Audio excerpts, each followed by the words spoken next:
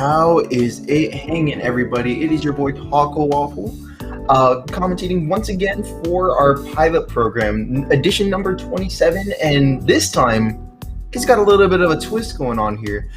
As I'm sure most of you guys know, our pilot program series is usually our program that we use to get a little bit experimental with rule sets and the like. And as of today, and just for the next couple of weeks, I can assume, just for testing purposes, we're going to be testing stage list as seen here that would allow for hazards to be enabled. That's right. So that platform on Smashville that you have not seen move since Smash 4 is now going to be on the move once again. PS2 will be replaced by Small Battlefield, as it is mostly similar in its layout, and Kalos as a counterpick will be replaced by Northern Cave, and we got ourselves a new triplat to replace Yoshi's Story. We got a returning triplat stage, which will be the Fountain of Youth. And no, that's not a typo, as far as I know. That's what we're going with, because you know what? Everybody thought it was funny when it showed up as Fountain of Youth instead of Dreams, and no, it's the Fountain of Youth now. That's what we're rolling with. So yeah, this will be quite the interesting stage pick layout that we got sorted out here. Everything will be the same in terms of DSR, 3 stocks 7 minutes. Means will be allowed 2 bans for stages as well. So not too much has changed in that department, but this stage list is going to be one heck of a stage list to see through at the end here tonight. As of right now, it is just me on commentary. Should be joined by someone here soon. We'll be able to give you updates on that, or they might just even come up and surprise us. So we'll wait to see what happens with that there. But yeah, once again, it's Taco Waffle here, and I'm glad to be joining with you guys here today, because this is going to be one interesting bracket run today, and it looks like we're not too far off from getting started for the night. Looks like we got our first 2 contestants coming up to the setup right now on the character select screen. And actually, I'm going to pull up the bracket right now and see what it is that we're working with for our entrance tonight.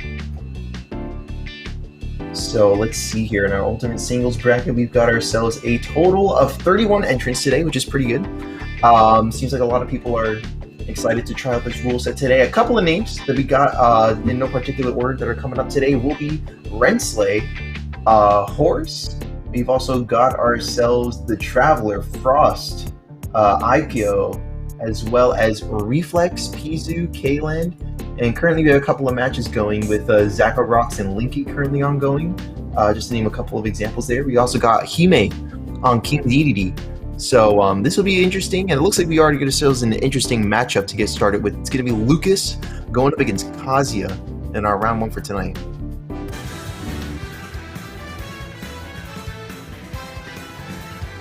Let's see here. It looks like they're just about good to go, just waiting on the confirmation.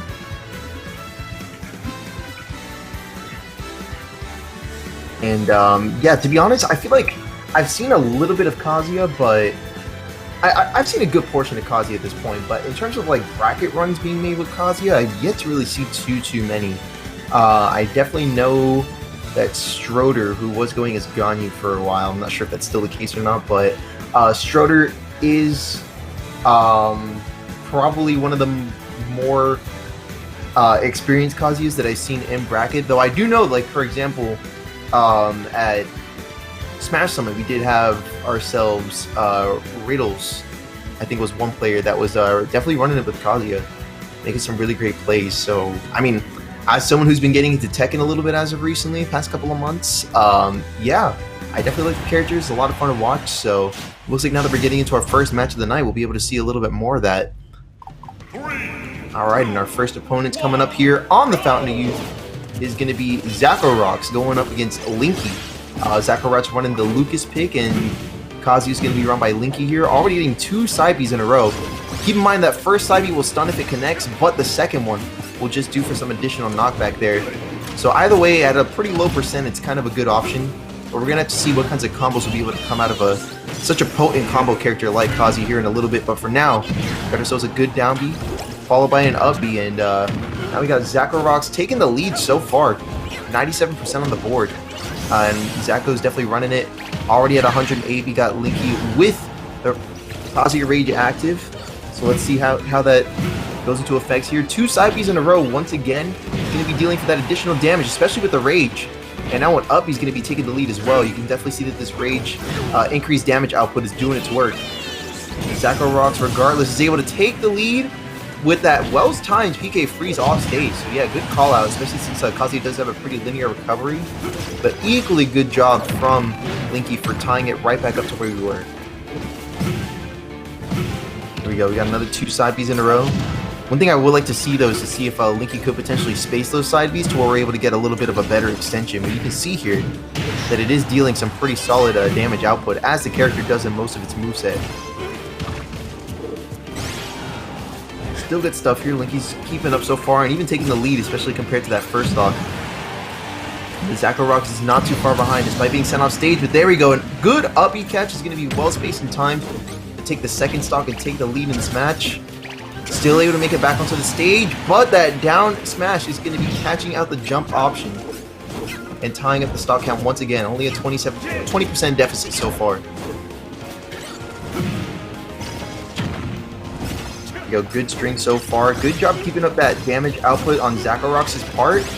Really good string, following up with a nair, even getting a forward air onto that lowering platform. Just keep in mind, these platforms with hazards on will be raising and lowering. And I believe that it does depend on if like you're standing on it or not. I think it'll like lower slowly if you're standing on it, but there we go.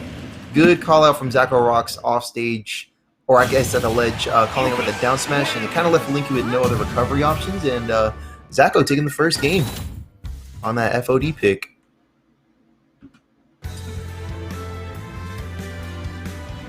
Let's see here what the bans are going to be in just a second. This will be interesting because I mean it's really going to make you think about where it is that you're going to be heading for your counter pick, given that it's not very normal that you really have to pay attention to the stage bans, because like sometimes like when you go to tournaments a lot, you kind of just know what the stages are. It's like, oh, FB and Battlefield, but this time you're going to be hearing stuff like, oh, my bans are Fountain of Dreams and Northern Cave, you know what I mean?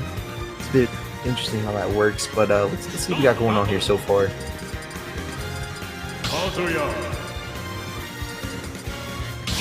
Good job on Lucas so far, and Kazu's going to be switching up the alternate a little bit, but maybe we'll be seeing an swapping the playstyle here a little bit, because it feels like the damage output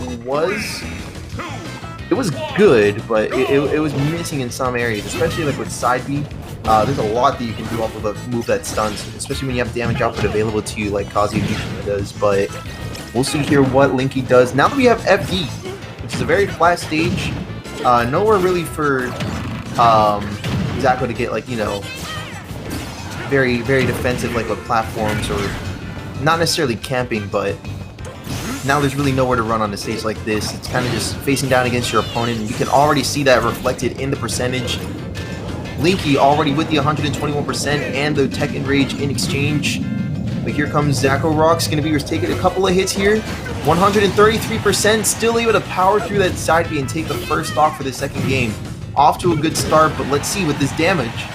Already going up to 169. It shouldn't be too long before Linky's able to tie this game like we've seen previously. There we go.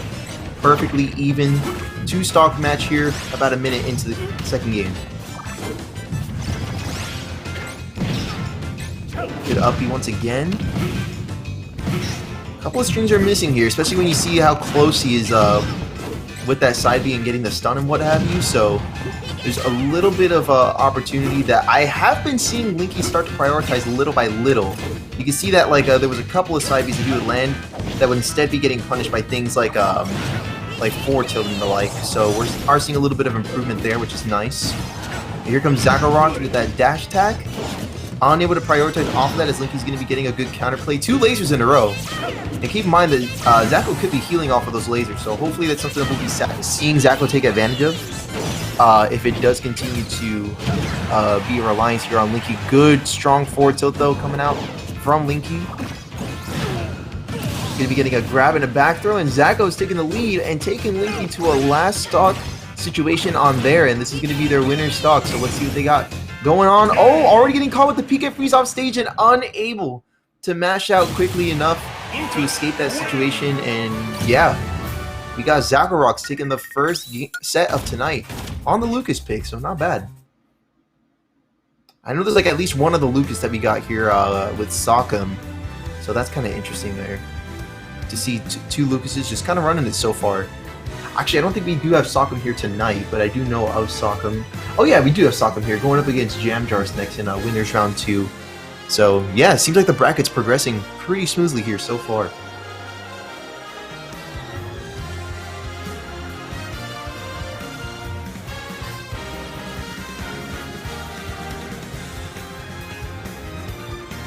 And quick update here. Okay, yeah, so we do have a second commentator that should be able to pull up here in about an hour. So, hey, if you guys like Talk Waffle commentary, yeah, I'm definitely good for that. So I'll be able to be your host for tonight for at least the next hour or so. So, hey, I'll even open up chat. Feel free to keep me company here. Because this is a fun bracket, but you know what? It is a little bit of a what is it, bittersweet thing, having to enjoy it by myself. Hopefully we do get another commentator in here to enjoy it right along with me. But in the meantime, chat, it's you and me. And this flask of water, we'll see how long that lasts. We'll see how long this water lasts. But yeah, let's see, we got our next opponents coming up here. And you know, this definitely does look like way more than 30 entrants, if I'm being honest. It looks like more than 30 entrants. But that's always nice to see. We got a good number of entries here tonight.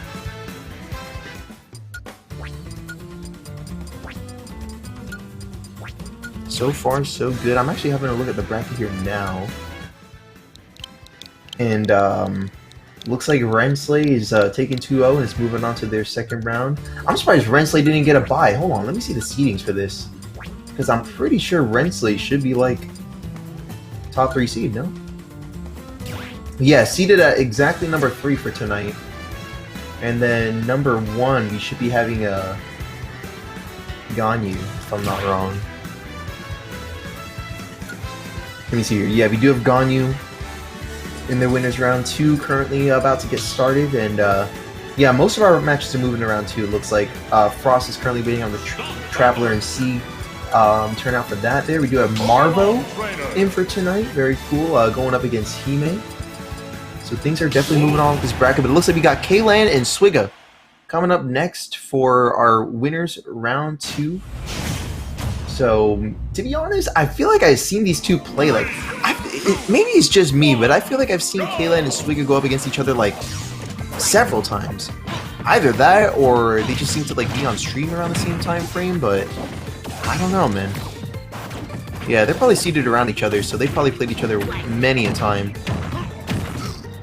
They are actually 8th and 9th seeds, so they're right next to each other in the seeding, which is very cool to see. And yeah, they're starting it off on the Smashville, and look at this, man. This is a beautiful sight. This is actually very nostalgic for me. As someone who started playing Smash at the latter end of Smash 4, like, it feels like home again, you know what I mean? It felt like familiar when the Smash Ultimate came around, but this is home. The moving platforms and everything. I want to see like a sheet combo off of the platforms or something like that. That's always what I remember people getting off of this stage pick. I do want to see how like the moving platforms and stuff like that come into play on this stage list. But hey, look at that. No platforms required. We got ourselves a clean stock coming out from Swigga. First here in this winner's round 1. That's actually my apologies. This is round 1. And switching over to Ivysaur. Good spacing on that forward tilt from K-Lan though. Getting closer and closer to tying up the stock count, but Swigga's still fighting back, keeping this lead and taking it up to 39% on K-Lan's second stock. So maybe K-Lan will be able to close the stock out soon before they take any more additional damage. But right as they say that, man, getting a solid stream for 71%. And Swigga's taking the lead. And despite losing their first stock as well, still up 71% thanks to some good neutral and advantage state. But speaking of advantage state, we got ourselves K-Lan trying to push that ever so slightly.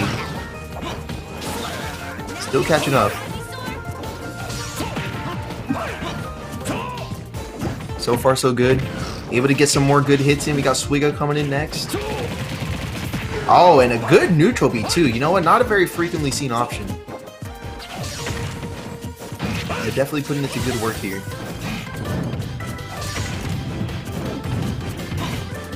There we go. Good air dodge out of the way. And a forward air from the Charizard switch is going to be taking the second stock of this set. And Kaylan's going to be coming in for some additional damage, but still struggling to find a good opening as Swigga's doing some really well-spaced aerials for some pressure. There we go. Oh, wow. Good timing on that down tilt there, too. Yeah, Swigga's looking pretty poised to take this first game here, but we can already see Kaylan making strides to catch up in that percentage and even close out this stock as we already reached the 100% threshold. Making the switch over to Charizard, trying to get a reverse edge guard with that down air like you saw, and we already see that Swigga's capable of getting those 2 frames like you saw earlier, so definitely a tricky situation here for Kaylan as they reach the 186 percentage. There we go, good spacing on these lasers though. You can definitely see that Kaylan's trying to play a bit more patient despite being a disadvantage, because Swigga's starting to play a little bit more on the aggro side of things now that they have a really healthy one-stock lead. There we go, good back air once again coming up from Swigga. Going for the Fire Breath, but that back air from the jump option is going to land Kaylan a tied stock situation and a live stock situation for both of these two players now. Let's see what Swigga can do to try to wrap this up. And meanwhile, Kaylan trying to go for the up B recovery, but given that up B has a little bit of startup gauge, Swigga enough time to poise themselves for that well-spaced down air to close out the first game. So good stuff from Kaylan. Closing it out in a clean fashion. Let's see that one more time. Yeah, Kaylan going for a low recovery with that up B, but yeah, that down air is more than ready to counteract. Alright, making the switch over to Fountain of Dreams. Pokemon Trainer. Same character pick, so let's see how that might affect the playstyle here now that we got ourselves a tripod, and you know, not a tripod that you see every day. So let's see how this shapes up. And yeah, honestly, man, it is very exciting to see these new stage picks, but it's also equally exciting to see like old ones too that we're able to interact with in new ways. You know, given with the whole moving platform as such, and even the balloons too. Forgot about those balloons. I think like she can even like bounce off it and stuff like that. There's actually some pretty cool stuff that you can do with that here. Interested to see if that comes into play, but so far we're on Fountain of Dreams for this game. And oh, look at that! An instant replay of the previous stock taken in that last game, and Swigga in this similar fashion is going to be taking the lead. Here comes Kaylan with some arguably more aggressive play, which is kind of good here. But hopefully he's not going to be too committal against a character like Ivysaur that's good at stuffing out neutral options with multi-hits and what have you. Here we go, back throw. Coming out from Swigga. Oh, but a reverse edge guard with a well-spaced side B is going to be catching Swigga off stage, even if it was ever so slightly, and tying up that stock count. But that percentage still has a little bit of work to do, and Swigga's going to be making that work even harder here. Oh, look at that with a little bit of teabagging, or maybe they were trying to switch Pokemon. I'll give them the benefit of the doubt there. They were probably trying to switch Pokemon there. Here we go. Fountain of Dreams platforms coming in clutch as Kaylan's landing a solid neutral string. With an entire stock behind, they're going to need more than just a neutral string to bring them back into this one. Here we go. Almost trying to catch that overcommittal Flare Blitz. Kaylan's going to be looking to get some more neutral in, but that up B into side B is going to be one heck of a damaging string there. It's going to be raising that percentage all the way up to 73 on the potentially the final stock for Kaylan's winner's run. Here in winners round 1. There we go. Solid back air though, stuffing out the Flare Blitz before it gets to start up. And then we got ourselves a tied stock count once again, but check out that percentage though. It's going to be a lot of work for Kaylan to make up for if they do plan to bring this to a game 3. But we can see that Kaylan definitely does that, have that in the works right now. Good shielding as well. You see these nairs coming out in full swing from Swigga, trying to regain that control of the neutral. There we go, solid forward air in the back air.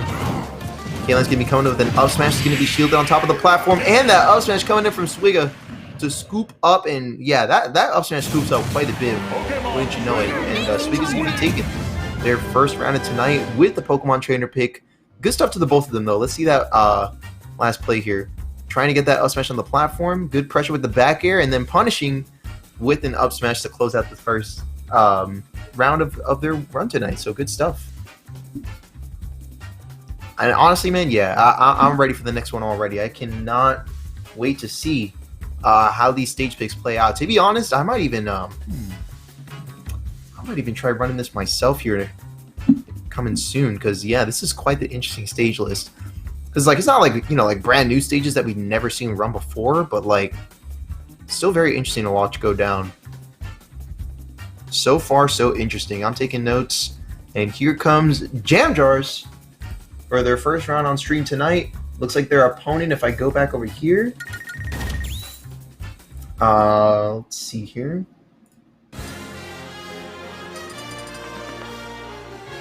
Right, looks like the opponent that Jam Jars is going up against is going to be SAK on the Lucas picks. We'll be seeing a little bit more Lucas, and Jam Jars presumably on Banjo.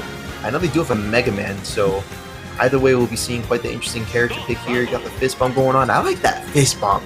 I actually, you know what? I normally don't comment on fist bumps, but that was a very nice fist bump. You see like a little bit of recoil in there? That was very cool.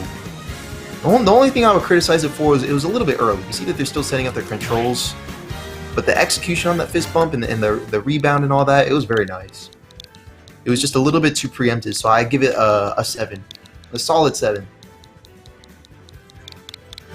And you know what?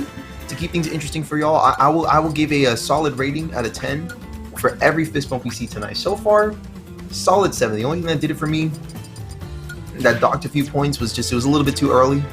And now just kind of like sitting here a little bit awkward, you know, still setting up the controls and whatnot. Because see, now I wouldn't be surprised if they do a second fist bump, because now it's like, that first one was a little bit weird. Let's just do it one more time. I'll even put like $1 on it. We're gonna do a second fist bump. Here we got SAK's controls. Gotta get Jam Jars here in just a second. Oh, don't forget the tag now. I've done that a couple of times where they'll just press start the moment I choose my character, and you're out of a control set. There we go. Oh, the second one. There it is. That one was a little bit. It was fine. That one's alright. That first one was really good though. But let's see how this match plays out now that we got our winners round 2. Is it winners round? Oh, still says winners round 1. We'll probably get that updated here in a second. Yeah, this one for sure I know is winners round 2. I'm looking at the bracket here, so that'll be updated in just a second. Best of 3 still, and now we're running it on small battlefield. Of course, you know, when you're trying out a new stage, you gotta have a couple of neutral stages in there, and since its introduction to the game, small battlefield has become a staple standard stage in most tournament scenes, ours included. So this is going to be one of the more safer picks out of our current stage list. Though I do believe, yeah, we did see Final Destination a little bit earlier too, so that definitely counts as a neutral stage pick as well. Look at SAK, I'm already wasting no time trying to go for these down air setups, but Jam Jar's responding with some very strong neutral. That forward smash, a little bit overcommittal on that shield. We will be seeing SAK get a punish, but I'm liking the spacing on these eggs. Good down throw, no hit on the up smash though. Maybe up tilt would have been a little faster, but we'll have to see what Jam Jar has planned. Now that they're off stage, they're gonna get caught with that PK freeze. And that's like the third kill we've seen tonight with that move, isn't it? Dang. Shout out to Lucas Bane, bro, making that neutral be work tonight. And already getting a little bit of good neutral, but Jam Jar's gonna be responding in kind. Already having his opponent up to 132. Doesn't seem to be too far away from tying at the stock count, especially not with a good neutral B setup into that up till the time the stock count once again. And I definitely do think that the offstage neutral Bs are a very interesting option. As a Yoshi man, I'm like, is he trying to play Yoshi right now? Look at these up Bs, trying to like cover his platform and whatnot. He's trying to play more than one character right now. Here we go. Good drag down Nair. Almost going to land right in front of that grenade, but it's not going to be big enough hitbox to connect there. Good back throw, though, coming out from SAK. Those iframes on that side B, I think, is actually what saved the second stock right here, because I feel like at 129 off stage, that actually might have done it for Jam Jar's second stock. Check out that up throw, though. Not going to close at the stock just yet. Jam Jar's still hanging on 143%. Really good survivability here. And there comes that back throw. Once again to close at the second stock.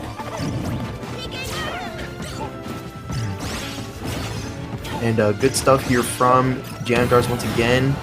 Oh, and I'm liking this. Going for the down throw. Getting the good setup into a forward air, but not quite going to be able to space it there in time to land. A little bit of a trade with that grenade. It's always kind of interesting there. And there is that side B, iframes and all. Going to be tying up the stock count once again. But at a 53% deficit, Jam Jars is going to be a little bit of a ways off. Let's see, already making some good strides in the neutral though to tie that right back up.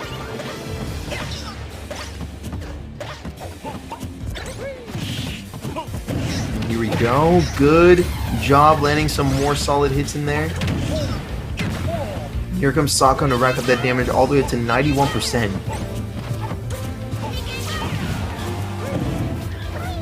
Alright. So we need to make it back onto the ledge here. Jantar is going in for a drag down back air, which I do believe sets up into quite a bit. Wise usage of those iframes, especially when you're offstage at 124. But now we're going to be all out of those. Okay, now we're going to be all out of a first game because holy, I did not expect that. I did not expect that interaction, bro. That was kind of OD, but all right. We'll give it a Sokka for the first game. Yeah, why don't we put that up on the scoreboard? We'll take that. I know Sokka's going to take that, but Jamdars? They'll take it, but I don't know if they're going to let that go for free. Something tells me Jandar's got a game plan to take this game too. Actually, let me check the bracket here real quick. Jandars, actually took a 2-0 over their first game against 25 to Life, who was on the Wolf pick, so I don't doubt that Jandars does have a plan for this second game, but we'll have to see what that is necessarily here in a little bit. We're not to wait too long here, so just doing their stage bans, and then we'll get right into our second game here.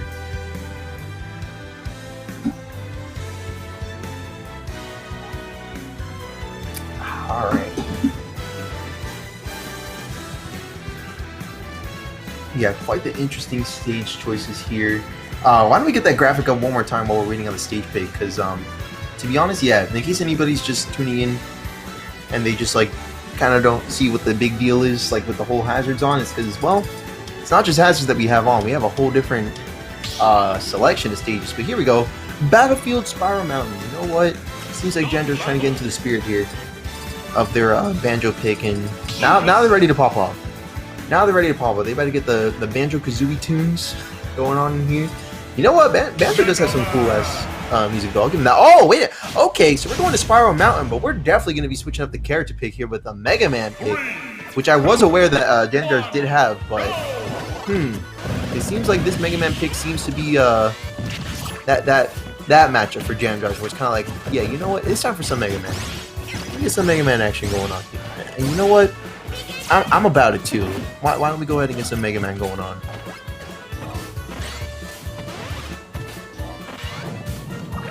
Already got some pretty good neutral though, but you do see here that Jantars is falling behind on the percent, if only a little bit. Starting to rack up though quite a bit as Sokka's wasting no time. And even trying to go for a down smash edge guard, but you can see that Jantar's going to be able to soar right above that with the Mega Man Rush Coil. Some good damage in there, and don't forget that if those razor blades happen to land onto the platform or anything like that, the opponent can use it to their advantage. But yeah, you can see that Jandars is ready to counteract that with those jab strings that apparently are just able to stuff out that metal blade entirely. Alright, now Sokka going to be going for the down smash edge guard again. Not going to be able to land that though. And it seems like Jandars has a good recovery to completely counteract any worry for that edge guard. But check out that edge guard off stage with a down air. All those hits are going to be connecting to close out that first stock of the second game. And Jantars has a little bit of catching up to do here. Mega Man does have some good damage output, but we're going to have to see if that output is going to be utilized to its fullest extent by Jantars to tie up the stock count again. Good damage from Sokka once again, but at 128, they're going to be going into survival mode here in a little bit. Especially with strong back airs like that are at Jantars' disposal. We already seen him going for a second one. And getting that third try off of the platform. A drop down back air is going to be tying up the stock count. Good reflect though from Sokka with that baseball bat. Or I guess it's like a twig, isn't it? I don't know what it is. I never played Mother. Probably is. There we go. Solid jab string there once again. But yeah, that forward smash, for all I know, that stick has a name. I don't know. It probably has probably super important to the lore or something, and I just don't know about it. But good stuff here from Jandars, but they are going to be finding themselves in their last stock for their winner's run. We're going to have to see what Jantars can bring to the table. Oh, interesting interaction there. That Metal Blade's going to be trading with the dash attack, and it's going to just be stuffing it out completely. There we go. Oh, good use of the Leaf Shield there for some additional percent. 60% though is going to be only the tip of the iceberg though for the percent that Jantar needs to bring this back. There we go. Solid up smash for 89%, and we're definitely looking on our way right now. Okay, good down tilt into forward tilt coming out from Sakam. A little bit of a trade here, center stage. And Sakam's going to be getting hit by that back air once again on that platform. They need to be well aware of that if they're trying to keep this this stock lead, I should say. Oh yeah, and these down smashes just haven't been doing it here for Sakam so far, but a good side V. It's going to be setting up for a down air off stage, but Janitor is timing that up just perfectly to not get hit by it. There comes the PK Thunder for some additional percent, 145. And the heavy set character that Mega Man is still going to be hanging on at 145% here. Not looking too far off from loser's side though, as this neutral is definitely starting to favor Sakam ever so slightly more.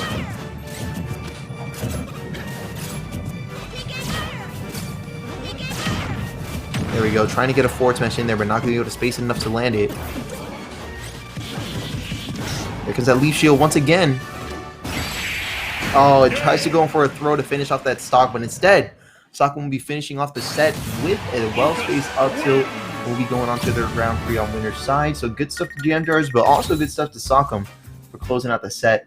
And with that said, we'll be getting our next match here up here shortly. It looks like we do have a couple of winners quarterfinal rounds that are waiting, so we'll probably be getting that up here next in just a moment. So stay tuned for that.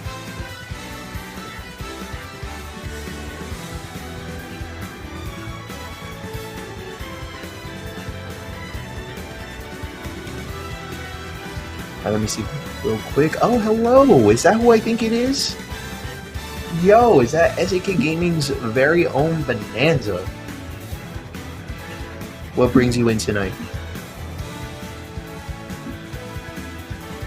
Well, that's what's up. It is great to have you on here, man. Hello, shout outs to Bonanza. Works in production for the most part, but since we do need a fill-in for today, Bonanza is thankfully more than willing to offer themselves to join me here on the mic. So shout out to Bonanza. Yeah. So yes, so far we had a good couple of games. Surprising amount of Lucas actually, like 2 Lucas games tonight so far that we've seen. Well, that's always good. But, Lucas is not a very common pick. How you liking the rules tonight? The rule set is very interesting, and I was gonna say, like, especially in the case of like the Smashville pick, it feels like home to me because as someone who came to the Smash scene on Smash 4 back when that was like, you know, the norm with the moving platform, it does feel very familiar and nice. Yeah. Has anyone gone to Fountain of Youth yet? Yeah, we've had a couple of Fountain of Youth picks. Yes, I built that graphic late at night, and I completely forgot Fountain of Dreams was the actual stage name. So that's how that happened. And well, I was like, oh crap, and then Steven was like, leave it in. And I'm like, okay. Yeah, that was funny.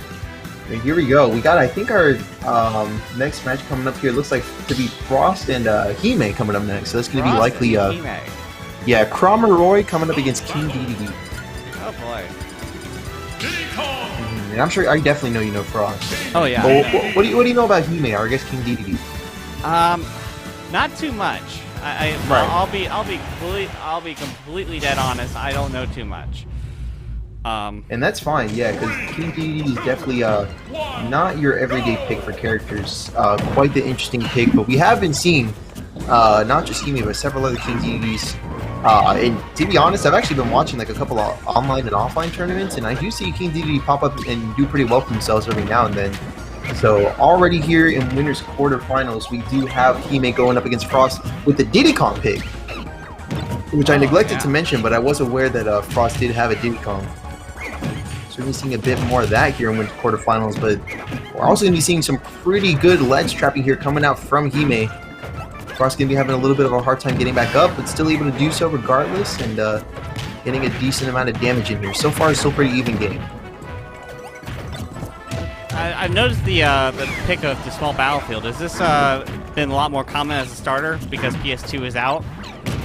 This is, I think, only the second time we've seen this today. A couple of matches have started off on Smashville, if I'm not mistaken, so we're getting a good amount of variety so far. All right. It's nice seeing Diddy being known for being quite good in started, of course, Smash 4, and then where it sits in the meta. Where do you think this this matchup between just from a pure character selection standpoint?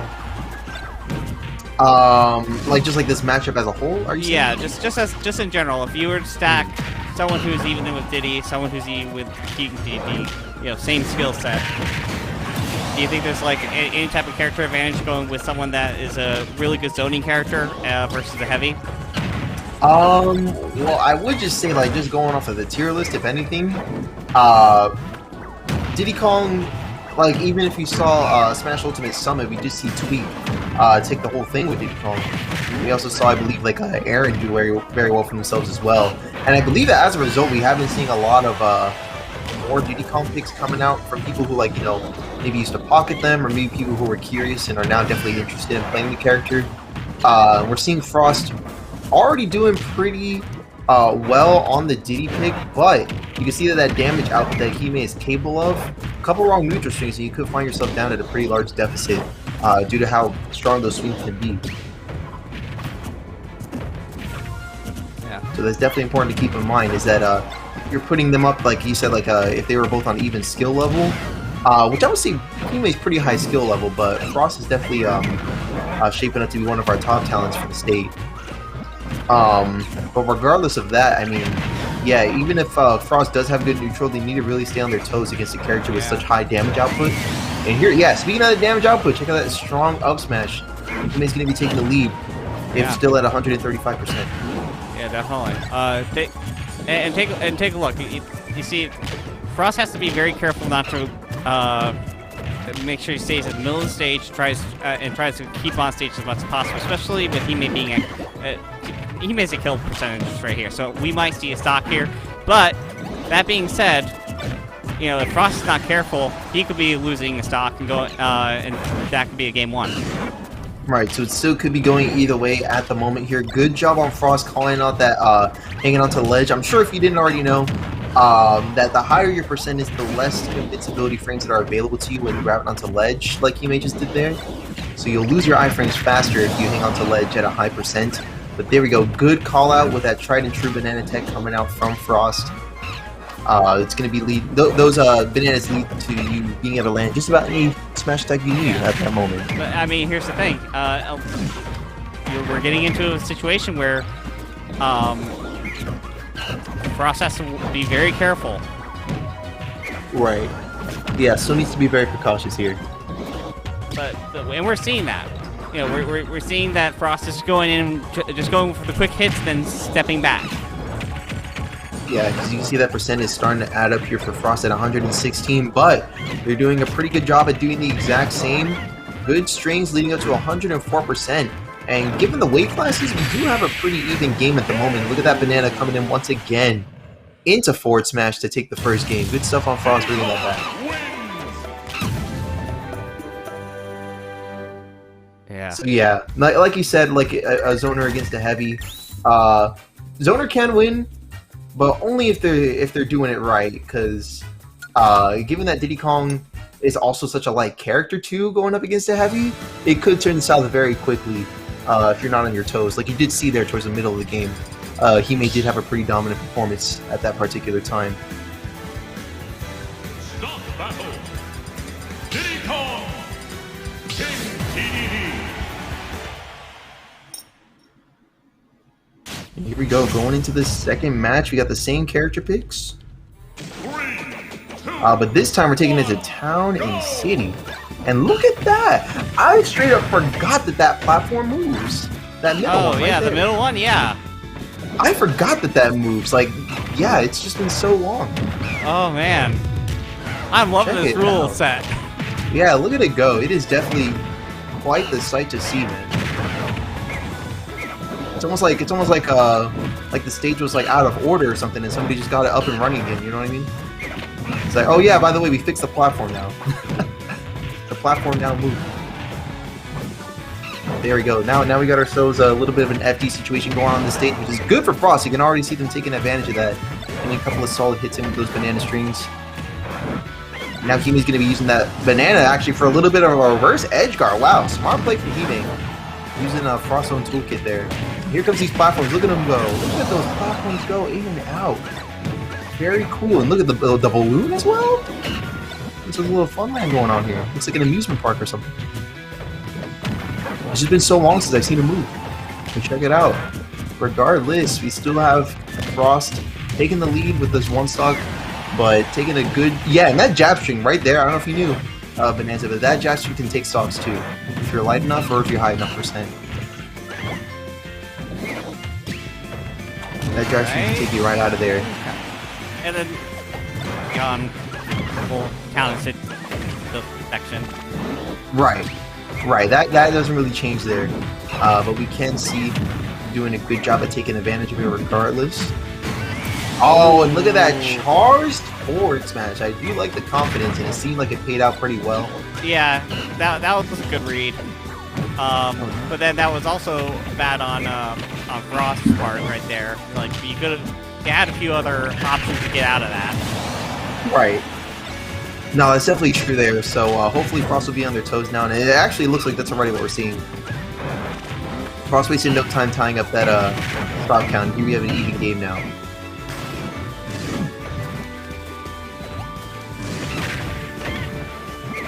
Oh, good damage output. So yeah, I don't know if you knew that the Uppy, like I'm sure you knew, does have a super armor, but it does have a percent threshold to where if you do a certain amount of damage, you can just beat out the super armor. And look at that!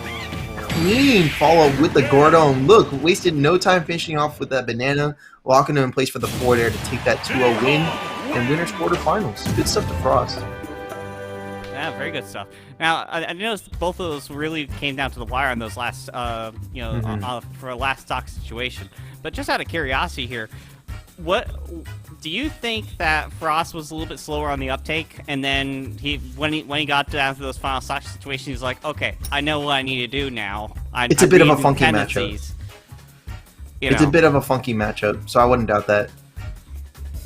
Yeah, because you take a look at there's the Gordo, and then just good ledge guarding there to take the final stock. Yeah, and you know what? If it's fine with us looking over that again one more time, that same clip, I do want to point something out that happened towards the end of that interaction, because it is something that is introduced now that we do have our moving platforms on Town and City. So if we could see that clip one more time, that'd be great. And also, look at, is that Red Slate? Looking like Dante. Or is that what he's going for? Is that a Dante look right now? That looks like the DMC jacket, bro, right there. Look at Rensley, bro. Oh. Rocking the look. Yeah. Rocking the Dante look. You'll like to see, yeah, that's supposed to be Dante, right? I think so. I can tell. Yeah, it definitely looks very DMC. I don't know a lot about DMC. And then the other guy rocking the Congo Saga shirt. The Congo Saga shirt. I'm still rocking the badge too in my background. I still have that badge. That was a fun event. That was a very cool event, and I'm glad I attended. Yeah. That was when I debuted my Diddy Kong cosplay. Yeah. You know what's going to be a fun event? Ascension. October True. 23rd. That's all I'm going to say about it. Okay. Just go register. Okay. Go register. In fact, I'll even drop the link for you. Where is that? Where's that funky link? SmashGG/Ascension. Like. There you go. Yeah. Oh boy. And then I'm working on websites and stuff too. So we're gonna get finally an SAK Gaming website. Finally. Oh yeah, full-on website. Yes, full-on website. It's gonna be in multiple phases. Phase 2 is going to be very special, and that's all I'm going to say about Phase 2, okay? Okay, it'll be very special. And you know what? Given the stuff that we've already seen you put out, like that Ascension trailer, for instance, when you say very special, I mean, at this point, we just know to believe it. Yeah. We know to take it for what it is at this point. And here we go. We got the Ganon pick going up against the Ganon pick from Rensley going up against the Ness pick from Horse here in our next match for tonight. Just in case so you guys know, it is going to be the other side of winners quarterfinals currently ongoing, best of 3. But here we are on the Smashville pick once again, and already taking a clean stop. We got ourselves Rensley pulling out in front. Oh, and check out that damage output already. 39%, almost getting that forwarder off stage, and Rensley's going to be wasting no time. Yeah, packing on this heat already, bro. Already got him up to 69%. 70 going on to 81%. Going in for the spike and landed solidly. Man, that was a clean string right there to take that second stock. Wow, Rensley is absolutely popping off. Oh yeah. Like, oh, but check out Horse. What do you think about that? That was near 0 to death, but good. Yeah. Really okay. Good. Oh, and there we go. Almost getting the forward smash, but we're going to see Horse be able to air dodge right past it. Alright. Friendly. Just keeping Ness in the air. Oh, yeah. Oh. Definitely juggled them very well there and took that last stock. Right there. Wow. Good stuff, though. Good. I mean, we could definitely just see Rensley staying on top of the game tonight so far. Pure domination from a stage control perspective. Like, take a look. So you got the moving platform, which is absolutely fantastic. You set it up, and then boom. What is that, like I forget, is that forward tilt? Oh, that like swing with the sword, that's up smash. That's up, oh, that's the up smash? Yeah. Okay. 1, go! Yeah, forward tilt's gonna be like that Sparta kick. Ah, okay. And that right there is F smash.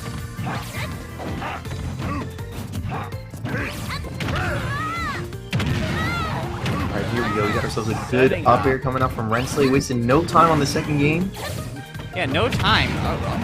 Oh, not even 30 seconds in, we're already at 100%. Yeah. Here comes Horse with a little bit of neutral coming in, especially with those PK fires, but good job from Rensley being able to DI and jump out of the way to avoid additional damage. And I'm liking the mix-up on the recovery there. You see how he uses that down B to get out of the way of the Thunder?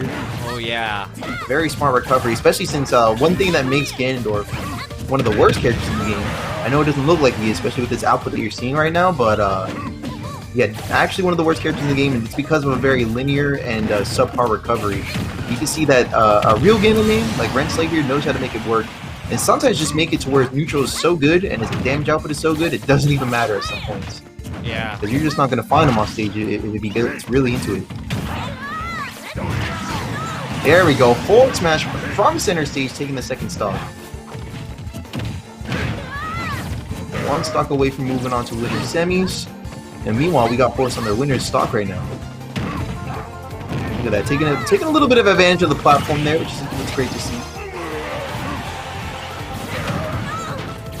I know sometimes you can extend like out of jab strings if your jab string ends quick enough because like the platform be moving towards it. But look at that, Oh. Rensley with a clean second down air off stage is going to be taking the set, and they'll be moving forward to the next round of tonight. And by the way, before we get started, oh wait, let's go ahead and get a breakdown on this real quick. Got that down B well timed. Down B well timed, and then Here's that forward tilt, you said it? the forward tilt, yeah, forward tilt, and then just the down air. It was really good for the selection, and you really don't have too many recovery options after that point. No. After the forward tilt, it was basically the stock. Yeah. And with the stock gap, Rensley could have easily taken a risk there. So, now if that was a last stock situation, that would have been very risky for Rensley to pull off. Yeah, it would have been very committal. But, yeah, that's definitely true. Good breakdown of that there, taking all that into account. Yeah, good stuff to Rensley for taking that game tonight. But before we get into our next round, shout out to Felix Upper for resubbing for 43 months. And wouldn't you know it, on top of that, on a 7-month streak as of right now, saying, quit out of your friendlies. It's true. I mean, we are really only... We're only now just getting into winner semifinals, so especially on the loser side of things, we'll be needing those setups. So yeah, to everyone in the venue, quit out those friendlies. Oh boy, I honestly can't wait for the feedback for tonight for this rule set. Yeah, I mean, you know what? I do have chat open too while I'm looking at that. What do you guys think just looking at it so far? Yeah. What do you think about the all hazards on rule set?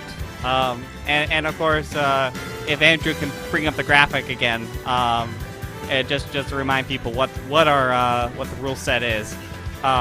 Yes, so yeah, it's gonna be. This is only for tonight, and we will be taking feedback after tonight. But this is, left to the air is standard fare. But then, of course, we have Northern Cave and Fountain of Youth. I refuse to call it Fountain of Dreams. I made this graphic, and I completely forgot that stage's name, so it is Fountain of Youth. Don't at me. Okay, you can at me. At SAK, though it's at CH_Bonanza. There you go. But yeah, pretty interesting stages, like, gotta say. And even, like you mentioned, like, some of the stages like Smashville and Town and City, ones that we're already so familiar with in this game, it's just good to see them reverted to a form that we've seen previously, like with the hazards on. Like, for example, that center platform, I literally forgot moved. Like, like, obviously, like, with Smashville, you only got one platform. And, even, like, I didn't play the entirety of Smash 4, but I know that platform was supposed to move in the previous game. Very interesting to see that all come into play once again.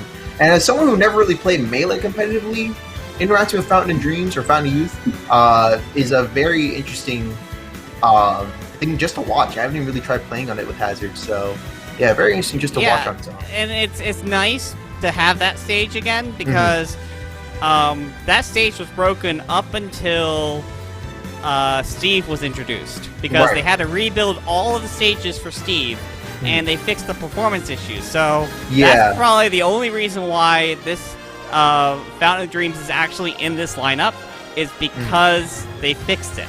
If we were still having performance issues, I probably would have left it. We probably would have left it out. Now, here's the other thing too. If you go to our Discord, Discord is in the link below, of course. You can go to the rule set discussion channel, and we talk about rule sets. We talk about this stuff. We would love your opinion, and we sometimes take it to pilot program to try out some of these more fun rule sets that, who knows, we might expand to do like a side event or something at like a big at a major. Right. Who knows? And as far as I know, it doesn't really need to be like an entire like rule set to put on the table. Sometimes it usually is like, what if we added this stage to this rule set or something like that? You know what I mean? Yeah. That's always... how does the stage picking meta change? Right. Because when you do changes to rule sets, whether it's the you change the amount of bands. Like, say for example, you make every single stage a starter, and then you do a total of 3 or 5 bands to actually start off for first game, and then you reduce it down to 2 bands. Right. Still the same, kind of the same thing. But of course, people are going to just gentlemen's a gentleman, so a lot of different ways this all can go. A lot of different ways to go about that. Frost versus Rensley. Let's talk about that matchup. We already see Rensley going for... so here's the thing, right, about the Krupp brothers, and I think I have mentioned this before, is that every one of the Krupp brothers is trained very well in the Ganon pigs, but each and every single one of them have one character that they specialize in on top of that. So for Rensley, that's going to be the Ike pick. So the fact that we're seeing Rensley go for the character that they, out of all the Krupp brothers, specializes in the most, is going to be interesting to see how they hold up against Frost. Very speedy, high damage output character like Krum, and we're seeing Rensley opt for a character pick being Ike, which has a larger hitbox on most of the attacks, but is going to be a lot slower, so they're going to have to be a little bit more methodical with it, if and when possible. So you can already see that this damage output's getting kind of up there here with Frost. They get some good moves on the first off.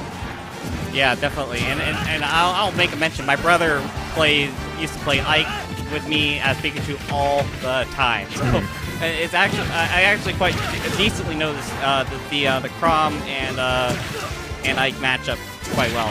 Ike being a heavy, definitely with the lower ability to do the recoveries and whatnot, but you can get, don't discount Ike, that's for sure. Yeah, definitely don't sleep on Ike, especially I don't know if you knew, but that dash attack right there always used to be strong, but actually did get a super huge buff at one point in time. And it's now very competent at taking stocks, but there we go. Ooh. Good counterplay from Frost with the down B counter to tie up that stock once again. Yeah, definitely taking advantage of Ike's very inflexible recovery option. Right. Here we go, going in for the dash attack once again. Trying to go for a little bit of shield pressure, but now we have Frost getting that throw into a couple of up air streams. Oh, look at that. They're trading a little bit of ethers. It's kind of interesting. Look at the super armor and everything. Okay, keeping just good juggling from Frost right there. Yeah, really good stuff. They're going to be going for a back throw. Good job waiting. You see that Frost was trying to punish the get up option. Yeah. Okay. So it does seem like Frost has been kind of practicing at what percent that throw will lead right onto the platform there and waiting to punish it accordingly. Good stuff there. Here comes the Aether onto the stage. That Aether right there also got a little bit of a buff in the same patch as that dash attack too. So both dash attack and Aether are way more competent options for taking stocks, like you see there. But check it out, jab in the back here. We call that Jared here in Arizona. And Frost is going to be taking that stock to tie it up once again. But you can see that little by little, we're starting to see Rensley coming out on top of these stocks, taking the lead if only for a little bit. Now we're starting to see a huge gap in the percentage on this last stock for both of these two players.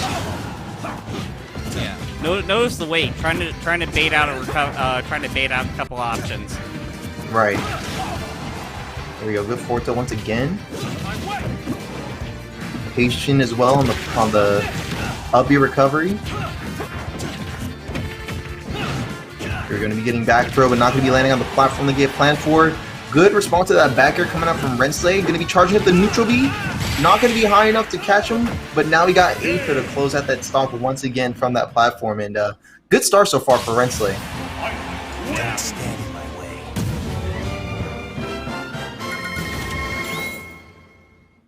I mean, just taking a look at this last stock. Yeah, Right. You thought you had the option. You know, he was charging to get to cover the option getting back on stage, but he was very prepared to get out of that as quickly as possible to turn around and be able to do a couple up tilts and cobble him up out of the stage. Right, being able to do that out of the stage completely. But here we go. Going on to the next match, we got ourselves the same character pick, so we'll see how this stage pick changes up the dynamic a little bit. Oh no, actually, looks like we're running it straight back to small battlefield. Alright, so running it straight back, we're going to have to see if Frost's going to be jumping in with a different game plan. But so far, Rensley's holding pretty fast and keeping up this percent lead right now. Good job on that. And what are you thinking so far about the dynamic of these two characters? Like, what do you think Rensley's doing with their particular character pick, given that they're both swordies? That might be putting them out in front. Hold on 1 second. Andrew is sending me a screenshot of something. Okay, no problem. In production. No problem.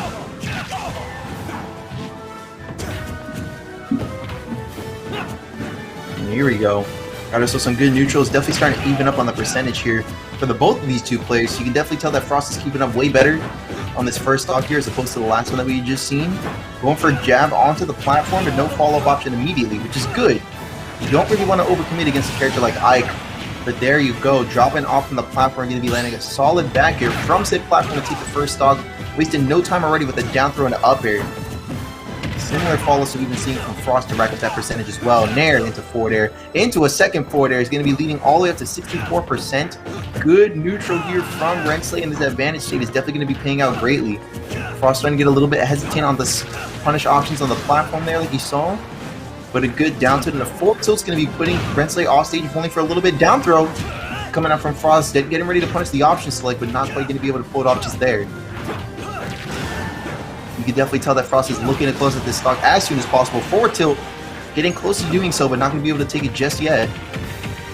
We'll be seeing forward throw to put Rensley off stage.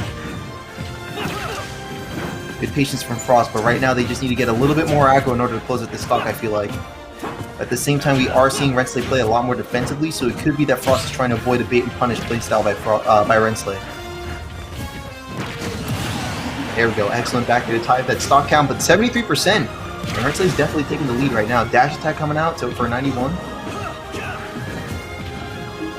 Oh, trying to bait options. Yeah, that definitely seems to be the game plan right now. But Rensley just covering that ledge. That's right. This is our first best of 5 of tonight. So Frost will have another game to try to adapt to this playstyle if they do end up losing this game. But look at this. Renslay's definitely starting to beat him at most interactions right now, even on this one-stock lead.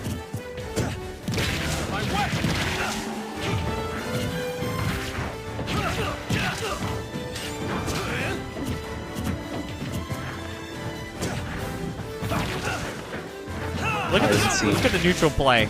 Yeah, good neutral play so far. We're seeing ourselves forward throw to put Frost off stage, trying to get a forward air to extend that edge guard if only a little bit more. We'll be seeing 2 down tilts in a row, no backup with that jab like Frost had planned for. We'll be getting a side B to clear at the ledge. It's a very strong option for clearing that ledge, but it does get a little bit predictable if it's overly relied on. Good thing though, Renslay's mixing up a lot of options here. And there we go, that forward air is going to be doing it, especially when you land 2 of them in a row. And Rensley taking the lead. He went deep for that. Oh yeah. He went deep. That is definitely for sure. Taking the lead 2-0 so far. I mean, look at this. If we look at this again, yeah, there we go. I mean, by that point, you're probably dead, but that just seals the deal. Yeah, that kind of just does it in at that point. Yeah, good stuff though. What's Frost gonna do here? Oh, he's probably adjusting music. Yeah, probably doing that here for a minute.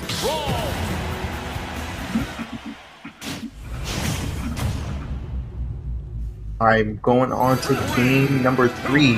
Rensley with a 2-0 lead is going to be poised to take this game once again, especially with the same stage pick, but we'll have to see how that plays out because Frost, you can tell that there is some improvement in the neutral interaction, but at the same time, you can see that Rensley is just starting to optimize what they've already been doing so well since the beginning. Yeah, they definitely gentlemen to stage 3 because I believe we have full DSR turned on, so. Right.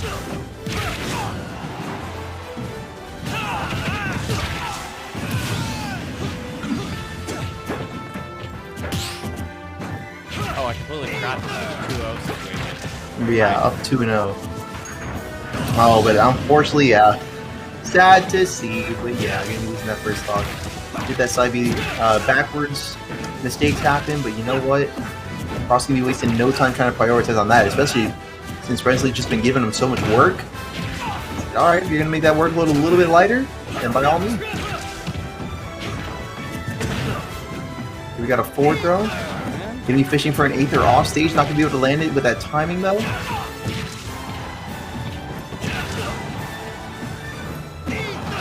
Oh, and here we are, able to get back onto there. Jab in the back air, we call that Jared. But reading the end of the Aether to get to feel punish. Yeah, really good job doing so too.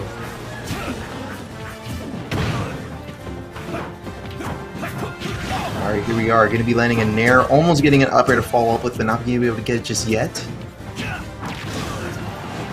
Frost trying to go for some tilts. Yeah, good neutral though from Frost so far. Oh. There we go, taking the lead even. At 110% with the damage output like Ike. Should it be too long before Rensley is able to catch on and tie up that stock count? Yup.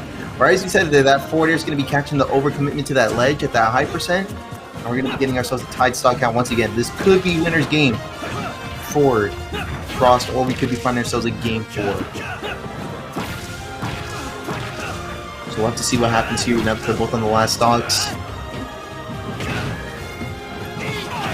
Oh, going off stage with the Aether. Doesn't catch him off stage though.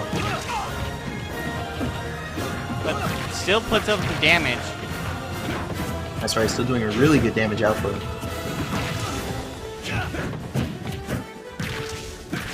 Alright, here we go. Good damage once again. I mean, Rensley has to be really careful. A couple tilts and that's gonna be the match. That's true, but at the same time, with this damage racking up here for Frost, it could spell the same. Here we go. Good parry. Gets manages to jump behind and land a back air. Okay. Good. Depend on how they play these ledges right here. Oh, and there we go. Down air to close it out completely. Good stuff from Rensley with that 3-0 finish in their winners run tonight. Taking winners semifinals, and we'll be going on to winners finals up against the winner of SAK and Ganyu. Yeah. So taking a look at this again, you see, you didn't have too many options there. I was surprised that spiked, personally, but you know, when you're at that high percentage, it kind of makes sense. So, fair stuff. I'm trying to figure out if I'm gonna be if I'm swapping out here or not. We'll see here in a second. Yeah, I don't know if Anarchist. So, I believe Anarchist can. Say again. Okay, yeah, we'll be getting up here soon. Okay. Yeah, we'll be getting the other side of winter semis going on here. SAK 16 versus Ganyu coming up next. This Ganyu guy is really good. I'm absolutely surprised. He's been taking these Arizona locals by storm. Yeah, Ganyu, definitely one to keep an eye on for sure. I think he's registered for Ascension. I'm not quite sure. I'll have to ask the guy. I don't know. I'll have to ask the guy and see what's going on. I didn't grab the stage pick. Oh, we'll probably see it again. Yeah, I'll probably see it again here.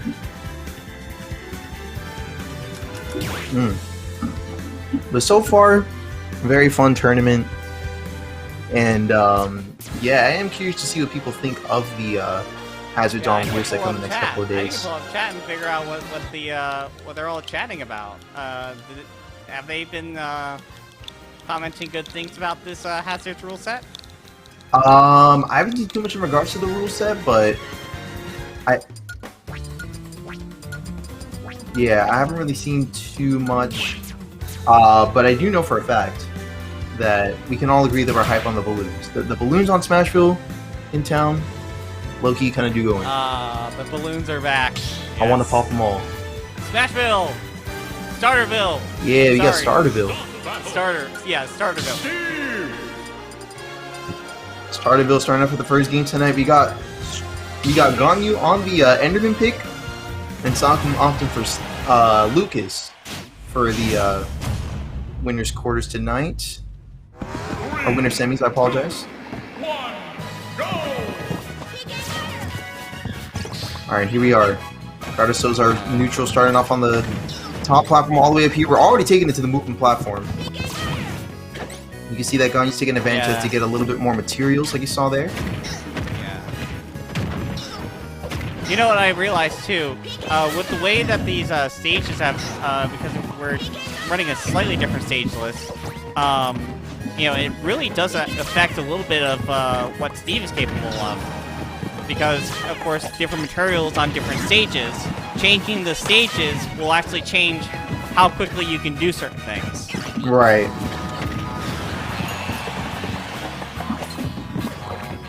Here we go. Got ourselves a good start here as Ganyu's going to be getting Sakum up to 124%. We can definitely see that all that is being taken into account here, like you said. And yeah, this stage pick does seem to be panning out pretty well, but look at that! The extension on top of the moving platform is almost going to be taking the stock there. At, balloon. Yeah, there we go. The balloon is down and out. Going to be able to make it back onto the stage with that low recovery.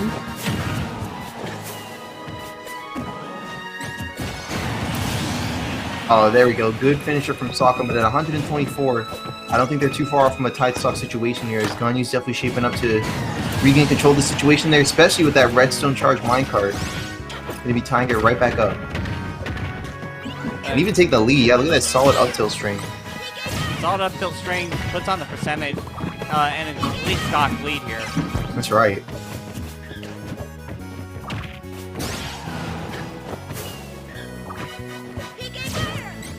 Alright, here we go. Good job on Ganyu. Keeping up that shield when needed, especially since you can see that Sakum is definitely trying for those side Bs to punish the mine. Trying to do the side Bs to zone, and I noticed that because you don't want to get close to Ganyu. If you're getting close to Ganyu, then that happens. You're just going to get laid on damage, and you don't. Oh, that didn't. Oh yeah. That completely did not go the way Sokka wanted to, that's for sure. Yeah, that is for sure. Last second mishap there on the up B, and Ganyu will be taking the lead with his one stock lead on 36% and starting to rack up a little bit here with these iron tools. Yeah, I'm surprised that Ganyu DI'd out of that. I kind of am too, to be honest. There we go. Good finisher though from Sokka to tie that percentage up, or tie that stock up once again. That percentage is still need a little bit of work here. Especially now that the diamond tools are out and ready to rack some serious damage.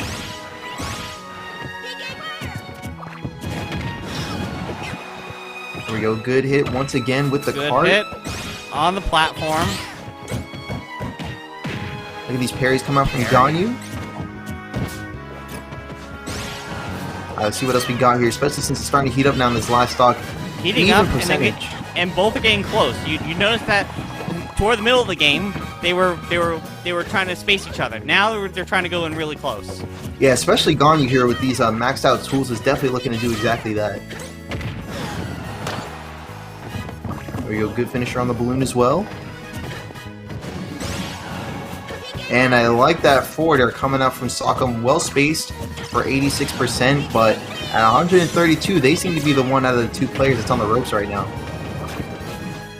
But Ganyu needs to be careful on those platforms. Like you saw there, that side B, at that percent and with this amount of rage, definitely could have taken the game. Okay, choosing to recover back to the stage instead of the platform. That's right. Is Sokka going out of the way for those balloons? I can tell they both are. You do need to.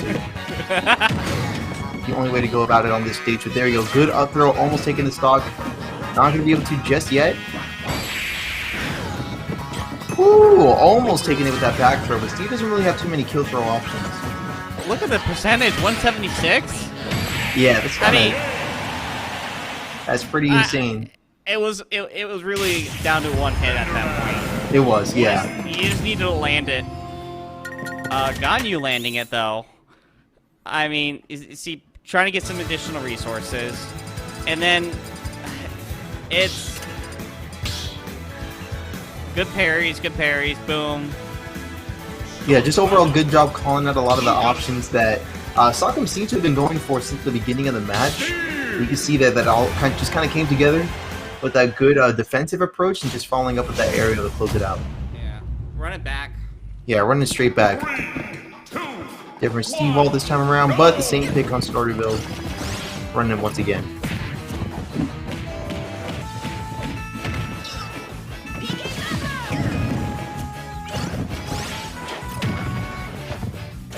And here we are. Neutral shaping up pretty well here for Ganyu on the C pick. But at the same time, we got Sokka slightly able to keep up. We can see that Ganyu's starting to marginalize that a little bit more as the neutral progresses. Good stuff though, keeping up for the most part. Here comes that minecart. That minecart can definitely make or break the neutral. Let's see what the amount of damage that it does is really astonishing. Yeah, and if you're caught in the wrong spot with that minecart, that's a stock. Yeah. So. And there's a TNT, but it's going to be backfiring a little bit in Ganyu a little bit. There we go. Excellent up smash to take that first stock though for the second game. Good job making it back onto there. Going for the S smash. Not going to be able to land it just yet though.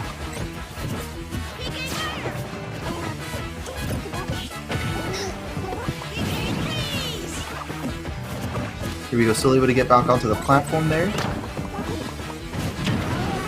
Oh, and good job calling out the jump option out of the cart. Sokka seems to have picked up on the fact that Ganyu's jumping off of the carts a lot as opposed to staying on them completely, and called it out with that upper there. You saw. But now we do have Sokka in a tied stock situation here, as Ganyu's going to be losing their first stock. Oh, and trying to get the PK Thunder, but it's going to be stuffed out by that forward air. And yeah, Sokka's not going to be able to poise themselves in time to make it back on. That's right.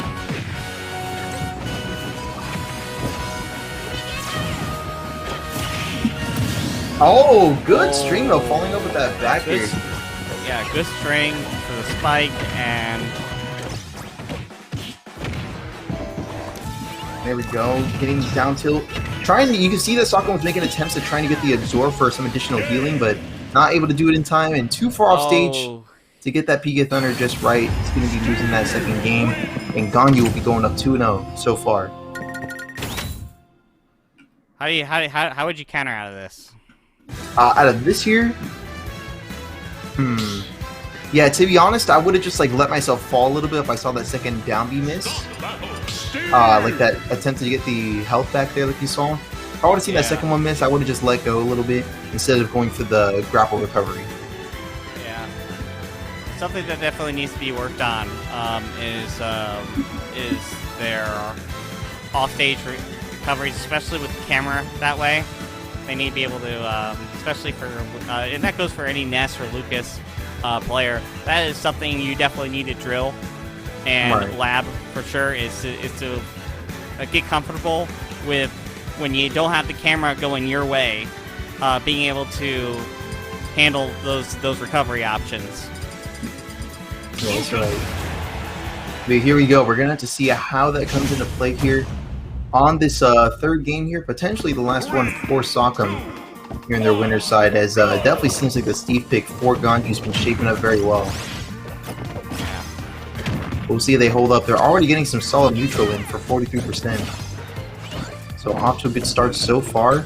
See Ganyu trying to catch the overcommittal with that down air like you saw there. Very strong down air though, so that would have been a solid punish. Oh, trying to chain with the minecart. That's right, trying to make some efforts towards that. Okay, and I'm liking where this is going. Solid down smash coming out from Sockum.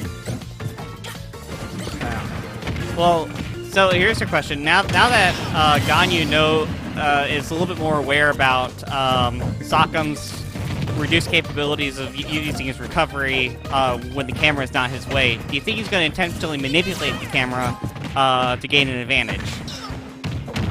Yeah, we'll most likely have to, I would say so. Because right now, like you said, to get advantage, right? Because that's to get advantage. So yeah, you knock him close to you lock him close to the kill zones. But then if you move to the other side of the stage, you're going to manipulate the camera. Right. Yeah, so there is a little bit of manipulation that can go on in that front. So maybe that'll be taken into account here. But check out that down. Oh. Yeah, check out that forward. They're going to be able to bring Sockum down to the bottom of that stage, unable to recover. They'll be finding themselves on their last stock, potentially for this set and their winner run.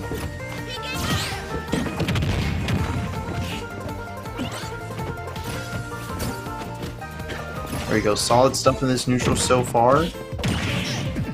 Oh, and finishing off with that forward air once again. Some solid strings coming out from Ganyu. There we go, forward air coming out from Sockum. Well spaced for 89% damage. I'm liking how it's shaping up here for Ganyu, but at the same time, Sockum's doing some great neutral as well.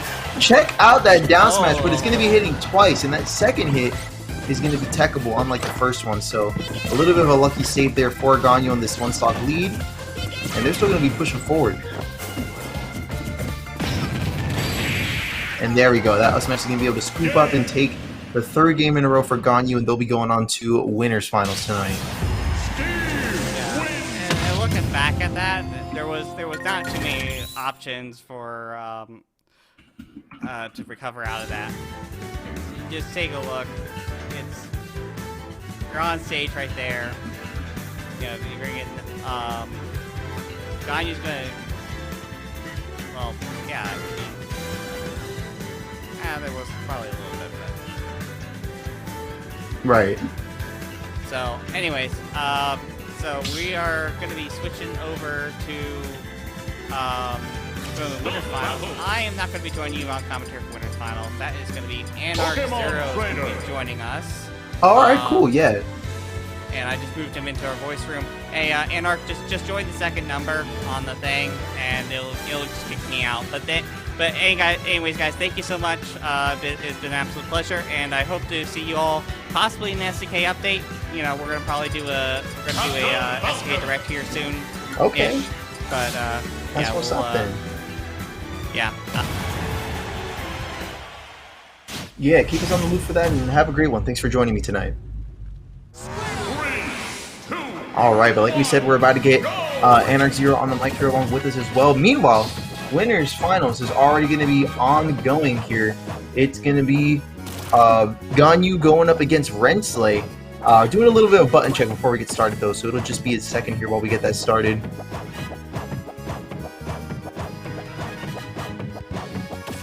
We'll start here shortly.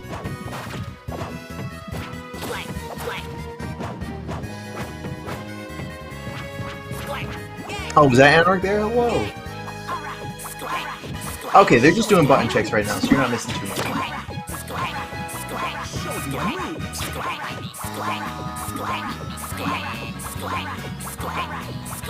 Oh, yeah, that was happening.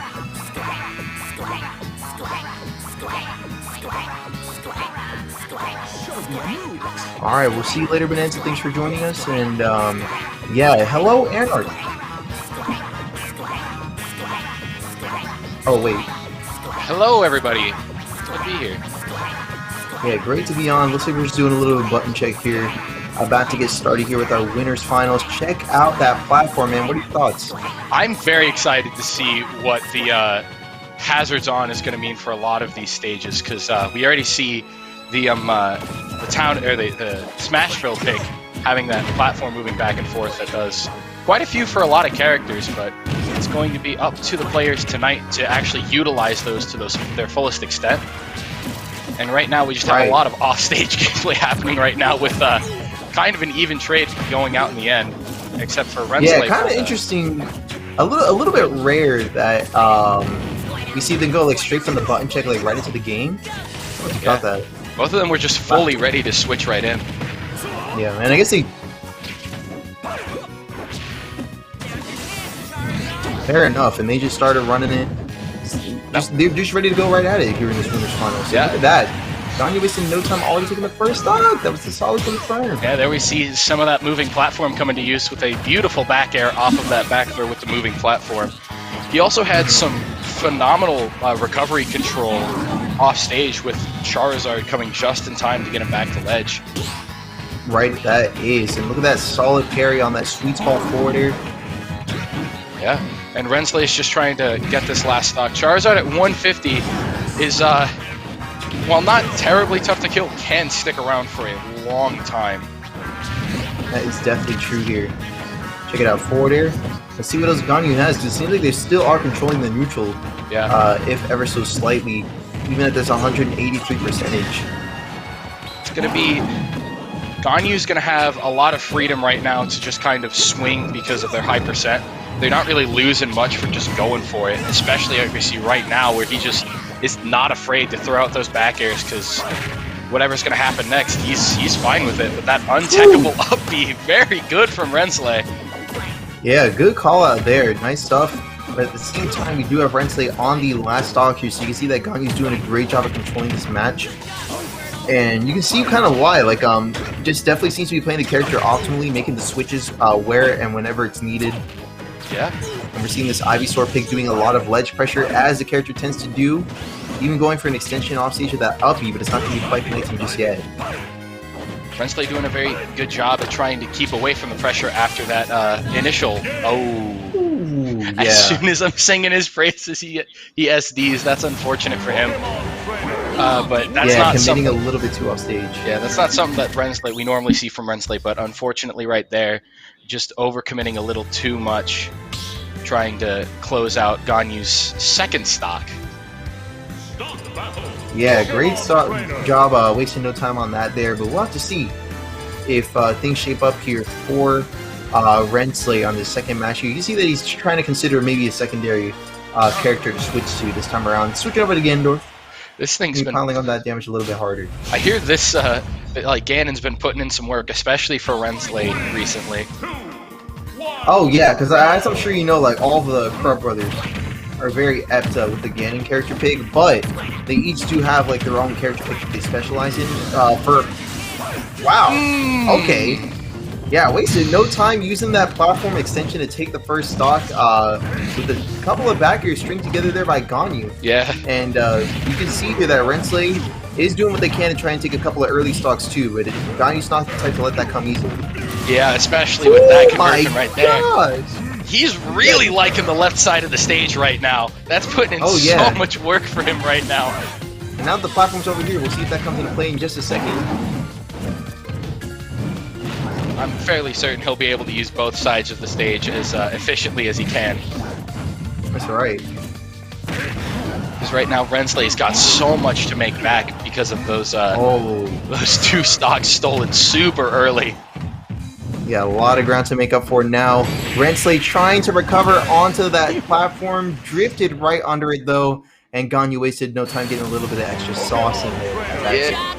He was already dead, but Ganyu said, nah, you go out on my terms, and just threw in a back air just for that extra little touch. And yeah, check it out. Let's see it again.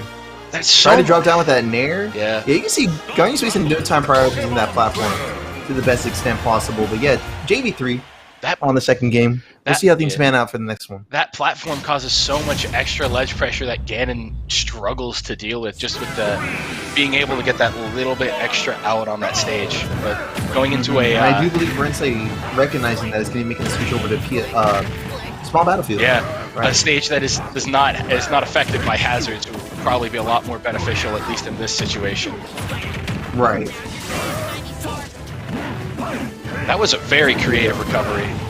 Yeah, when you're a character like Ganon though, like with such a linear, straightforward, and like I said to Bonanza, pretty subpar recovery, which is what for the most part puts the character low on the tier list. Yeah. You do got to get a little bit creative with your options select off stage. Oh, he tried to get creative there too, but just a little bit too far out for him to both get back to the stage or grab Charizard. That's right, but check out this neutral already going into the second stock strong. Some good hits. Forward air from center stage, taking the first stock on Ganyu for this game and tying it right back up to where it was. That percent is starting to marginalize here as you can see Ganyu getting some very solid back airs in here. And that's in that Ganondorf once again. Oh, did he have his jump? Yeah, he did have a jump. Great! Wow, I thought he was dead because he didn't have his jump, but Ganyu having the game knowledge to recognize that that double jump wasn't gone and going out just to confirm that that second stock from Rensley is gone. Yeah, good caller for that there in particular. And you can see that Ganyu's wasting no time on what could potentially be Rensley's last stock in the winner's run tonight. Yeah. They've been having a very strong command of every aspect of this game off stage, and that down air just kind of solidifies what we saw throughout that entire set of just running it off stage. Yeah, and there you have it, man. Ganyu on the Pokemon Trainer pick. Let's see that one more time. Using the up B to get back onto the stage. Stuffs out the high recovery with the up B, and then catches out the low recovery with the down air. Very clean off-stage gameplay from Ganyu. Looking forward to was that winners finals or was that another? That was winners finals. All right, we'll be seeing him in Grands coming up pretty soon. Hopefully, Rensley might get that run back and make some improvements. But we will see who ends up meeting Ganyu in Grands after our losers final set, which is still, I think the second player is still being decided right now. Yeah, still undecided at the moment. But we'll be getting that info here soon. Yeah, I actually still need to pull up bracket. I'm not sure how it looked today because I came in late. What were the games on stream like? How did they look? The games on stream were very fun, especially with the whole different stages and whatnot. And even just existing stages that are getting a whole lot more different interactions. Even like you saw there with just the Smashville stages alone, you see that some players are taking very good advantage of the options available to them, which is nice to see. Yeah. So we saw a little bit of Ganyu kind of utilizing the Smashville platforms. Did we see any other creative usage of the hazards on today? Of the hazards on rule set, it was honestly just interesting to see Fountain of Dreams back in action. It was very cool to see that stage once again, because we are including that. I love that stage. With the rising and lowering platforms and whatnot, so it does allow us for us to give a very interesting switch up in the triplets format, because a lot of people have their own opinions on Yoshi's story, and some people don't even like Battlefield as it is. So introducing Fountain of Dreams with this whole rising and lowering platforms, it's been very interesting just to watch play out. So Fountain of Dreams was played on today. Have we seen all of the stages in rotation, or is there any that has kind of been lacking in being played today? I would say Fountain of Dreams has only been played about like twice today, from what I do remember. Town and City has been a little bit absent, but to be honest, I mean, like that's a pretty traditionally run stage, so I wouldn't be surprised if we do see that a little bit more tonight. Yeah. And break even on that. Not a lot of FD, but I think that might just be coincidence, like with the matchups and whatnot. So we could be seeing a little bit more variety, as we do still have a little bit of losers to run through tonight. Alrighty. I am, if we do end up seeing Town and City, I'm excited to see what the up and down platforms will lead to, because we saw what Smashville had in store, but Town's got an entire different game of verticality to be played around with. Right. So yeah, we'll see how that's taken into account here, as like you mentioned, we are going to be running amateurs here. I believe it's going to be the Traveler that's going to be on Shulk over there, going up against, I'm actually not sure who their opponent is, so we'll wait to see to get their tags here in just a minute. We'll wait to get more info on that here soon. Yeah. It's very, I do enjoy having the Ami's final stream, because it kind of just shows off who a lot of the up-and-comers or the people dedicated to going to tournaments, they might not be doing, they might not be able to make it, too terribly far in bracket, but they're still able to show their stuff when it comes to going all the way to Amis and having their fun on stream with some clips to look back on, stuff to improve from. It just kind of gives them that chance to improve that they might need. Right, and that's always great to point out there. But let's see what this stage pick is, because this is what I'm always curious about on a night like tonight, is what's our first move for the stage picks? We do get that FD pick. That'll be okay. Yeah, we just did mention that there hasn't been too much FD tonight, so Little Mac. Let's get a little more of that going on, and let's get some Little Mac for the first time tonight. Why not? Nice. Oh, this seems. I am interested to see how this turns out, because without proper super armor usage, Little Mac will likely just get walled out. So it's going to be kind of an uphill battle just from looking at the main screen right now. But we'll see how each of these players react to the situation they're thrown in. Yeah, this does seem like it could turn south pretty quickly here if the matchup isn't played properly. But regardless, we are about to run it here, so let's see how it plays out for both of these two. Already seeing Max getting in pretty well in the neutral here so far, but the Traveler's going to be able to do a lot of output with these high-speed hits, with the speed Monado forward smash coming out, but the Traveler's still going to be allowing MaxJax to get back onto the stage here. Yeah, I thought after that F smash there might be another hit to come out to just kind of conclude that stock, but Max is doing a very solid job at getting back to the stage. Traveler. Ooh. I thought that Jolt Haymaker would, that was very close to killing there. Yeah, that was very close, but not going to be able to do it just yet. Here comes the Smash Monado, and the KO Punch is also going to be online. Yeah. See if... Keep that in mind as his Shield Monado's active. No ding-ding percent right now, because that KO Punch is running out. Shulk never really got it to that percent where it would have completed the stock, but right now we see the Traveler just kind of trying to control the ground against Little Mac right now, keeping him off stage, and that good back air to conclude that first stock from Max. Yeah, really good job doing so here. Now we got a tied stock situation. You see that percent is starting to marginalize though quite a bit. That Buster Monado is going to be allowing Shulk to deal more damage, but at the same time receive more damage if not careful. So good job with MaxJax taking advantage of that situation there. Yeah, MaxJax is doing a very good job at utilizing the super armor that his smash attacks have to try to stuff out the approaches that Shulk, the Traveler's going for. And very good creative counter usage to be able to let himself get back to stage. That's right, let's see what else we got here. Last stock situation here for the Traveler. Almost losing that stock by hanging on at the last second of that Shield Monado. And Shield does so much. That was like a 60% KO punch that did not come close to killing. That's right, so yeah. Really good job with that survivability there from the Traveler at 121%. Against a character like Mac, we'll be taking that up variant of the forward smash and losing that first game, but MaxJax is shaping up very well on the Little Mac matchup, so they definitely seem to know what they're doing. Yeah. He did a very, despite, like you mentioned, this matchup could go south very quickly if they're not careful. Yeah, he did a very solid job at just controlling ground when he had it, keeping Shulk in a disadvantageous position and just capitalizing on every situation that he could to keep his opponent off the stage and get those kills. That's right. So let's see how things shape up now that we're moving on to our next game. Battlefield is going to be the pick. And if I'm not wrong, this might actually be like the second, if not the only time that we see Battlefield so far tonight. Here we go with the Little Mac counterplay, circle camp, or platform camp maybe. But we'll see what strategy the Traveler has in store to hopefully swing the momentum back into his favor after that first game kind of just swung super hard for Max. Yeah, just kept swinging and I was able to pull it out. So let's see how it plays out now that we got a couple of platforms in motion here on the Battlefield stage choice. Let's see if this shakes up anything a little bit. But already 76% on the Traveler. Max is doing a very good job at keeping his advantage state solid and trying to punish the Traveler whenever he can. That's right. See here, excellent job landing some additional damage. He's doing a very solid job at picking, swinging with that upward angled forward smash. It's connecting very solidly almost every time he's throwing it out. It has been so far so good on that.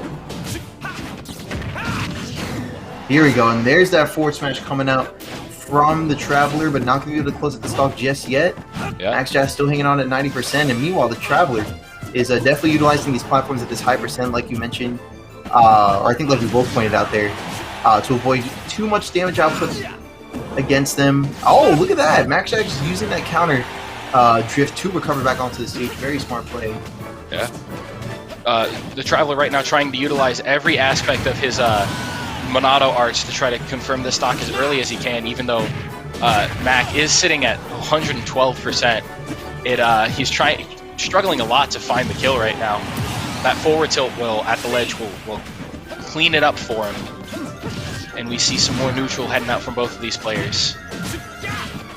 Right.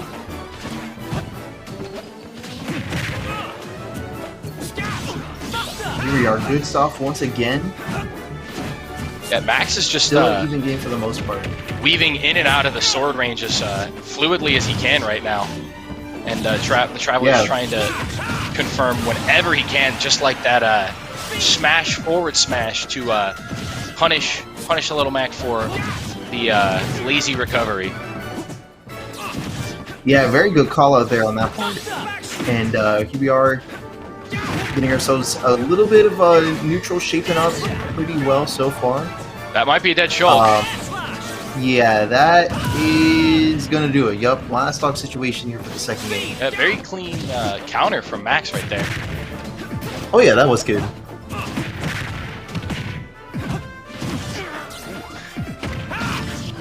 Another forward smash coming out from Traveler though. Oh!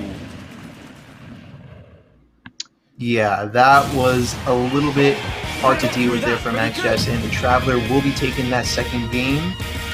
Good comeback though, and you can definitely tell that the stage pick did play a lot to the Traveler's advantage. So good call on that stage choice as well.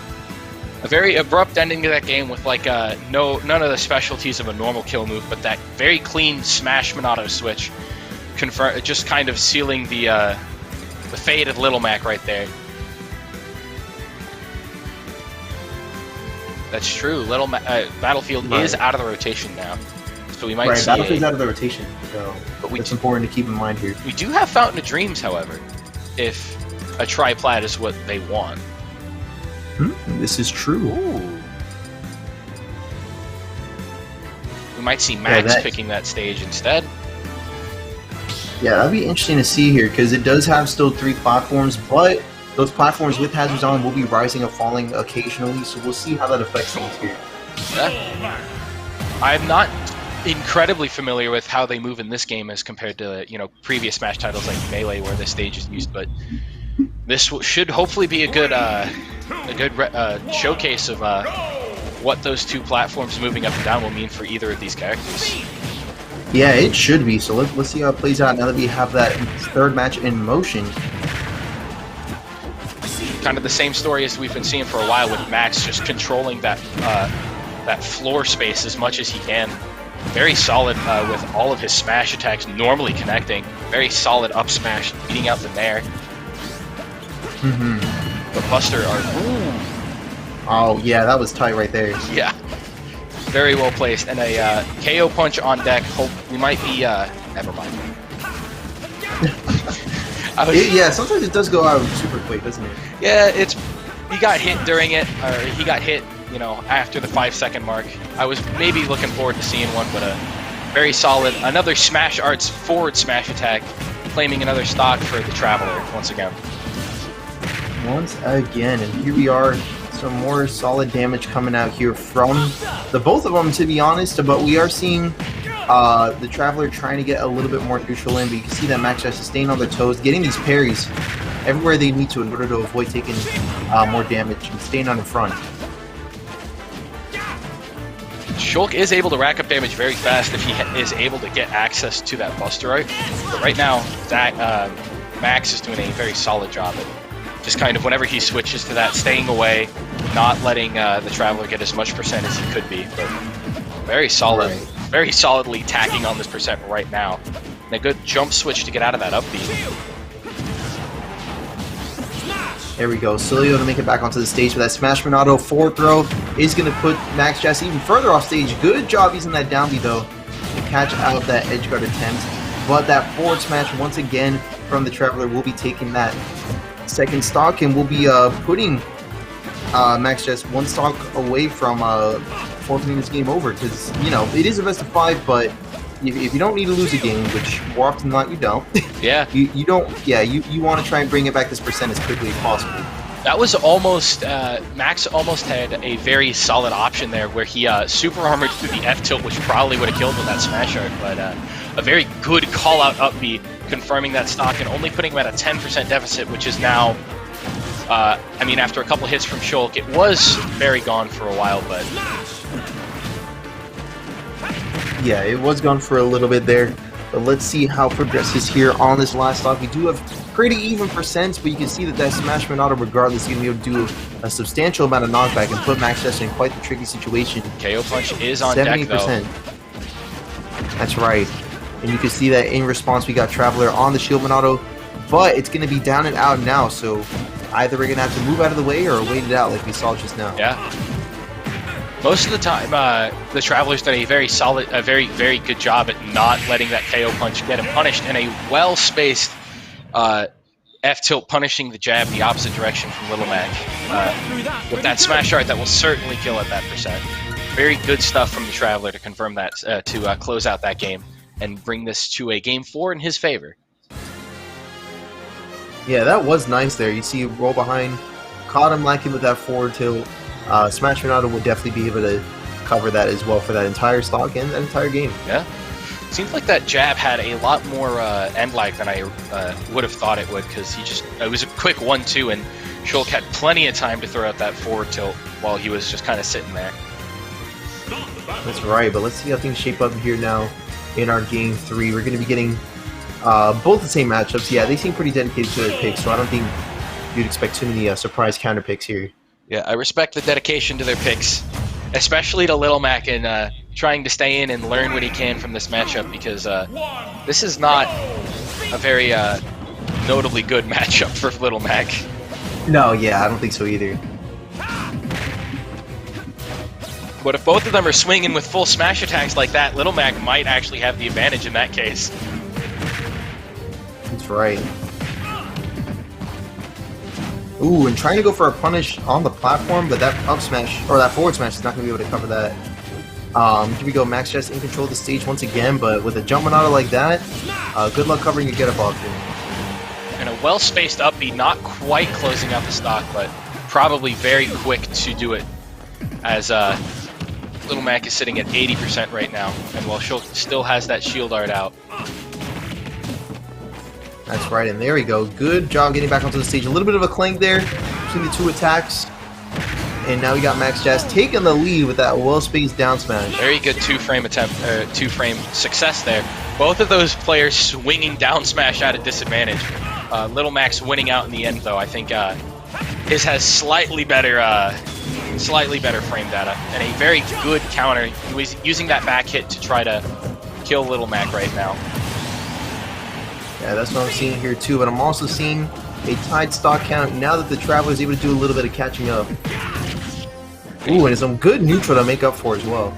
Traveler's been very good at punishing that that jolt haymaker from that hasn't been like snapping to the ledge. Whenever it hasn't, he's been just kind of relentless with managing to get that back, and a very well-spaced jump art to get him all the way back to stage from what looked like certain death to me. Right. Yeah, looked like it could have gotten pretty sour pretty quickly. So you're good job landing that once again as well. That down B for like a reversal is a very good option here. Yeah. As you can see, Traveler's still going to be on top of the game, if only for a little bit, as Max Jax is going to be responding with an excellent up smash to tie the stock count once again. We see some friendly taunting between these two with Shulk kind of feeling it right now with that forward with that last counter. So I know that that forwards facing counter does a lot more knockback than whenever he sends it back, but a phenomenal catch on that neutral getup with that up smash in the smash art to just straight take that game. Very good stuff from the Traveler and Max with some pretty interesting games from both of them. Not what I expected too much out of that matchup. Yeah, very cool finisher there, and pretty solid set overall. So I'm liking the way things shaped up there. Following up with that up smash at the getup option and closing out the set in pretty good fashion. Yeah, I really like the look of that up smash. Just kind of I don't know, there's something aesthetic about it that I like. Yeah, I do like. I think it's cool that Shulk smash attacks like extend like that. They kind of made full use of kind of the mechanics of that Monado, but right now we see it looks like Frost gearing up to go up against that Swiga in Loser's Quarters, running Pokemon Trainer. Oh boy, this should be an interesting match to watch. We've already seen Ganyu's Pokemon Trainer showcase today, and now we get to see another PT ready to. Oh,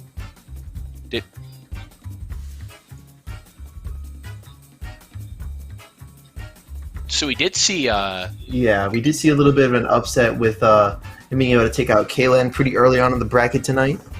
Yeah, looks like Swiga's doing very solid today. He got knocked into losers by Ganyu, who's currently sitting all the way at grand finals right now. So, right, not a terrible loss right there. So he's kind of sitting himself pretty right now. That is what's up. So yeah, we're gonna see how this holds up against Frost, who has been playing pretty well. But we did see him take a loss to Rensley, running Crom versus Ike. So we'll see if he's going to be sticking with Crom, or if we might be seeing a little bit of Roy for the first time tonight, or if we might be seeing more Diddy Kong. Ooh. Like we've also seen him go earlier tonight as well. His Diddy Kong does kind of have some schmicks sometimes. Like I've seen him pull out some really interesting stuff with Diddy, but his most consistent pick by far is his Crom and Roy pick, and that's always a pleasure to watch. It is. So now let's see how it shapes up here in this game one of our next round in the main bracket. So let's see how it shapes up here in Losers quarterfinals. Yeah, right here you see Swiga going on a phenomenal string, getting Frost all the way to 69 and 80, even 80% right now. Frost right now is just doing what he can, swinging to get it back in his favor. That's right. Okay, a little bit of commitment there on the forward smash. You can see Swiga just laying like, all right, you can take care of that over there. Yeah, but the longer Swiga sticks on Squirtle, the more easily I think Frost should be able to find the kill on him. I'm thinking so as well. There we go, good job. Spacing out the neutral so far. You see that neither of them are really rushing in too much. Swiga's going to be landing a back throw for some additional percent, but look at these down tilts across the stage, almost landing a forward tilt, which against a light character like Squirtle probably would have been curtains on that first stock. Yeah. Just kind of missing out on the read and swinging the wrong direction, but this Ivysaur is at too high a percent to survive a hit like Crom back air. Right now, Swiga's Charizard trying to find the kill on Frost Crom right now. But Frost could get a pretty good string on Charizard because of his heavy weight. Just kind of combo food. You kind of see that going to play a little bit, but overcommitting off stage, we got Frost. Yeah. And a tied stock count now against Swiga. And so far we can see Swiga's getting some pretty good neutral in. Trying for these up throw combos out of the like with those up air follow-ups as well, but you see they're just kind of not making their marks just yet. Yeah, as we saw from the first stock, his Squirtle combos definitely have the damage to keep up with Chrom's percent, so it's going to be up to both of these players to just kind of make their adjustments with which Pokemon, or Swigga to make his adjustments with each Pokemon he's doing, and Frost to adjust accordingly to the Pokemon switches.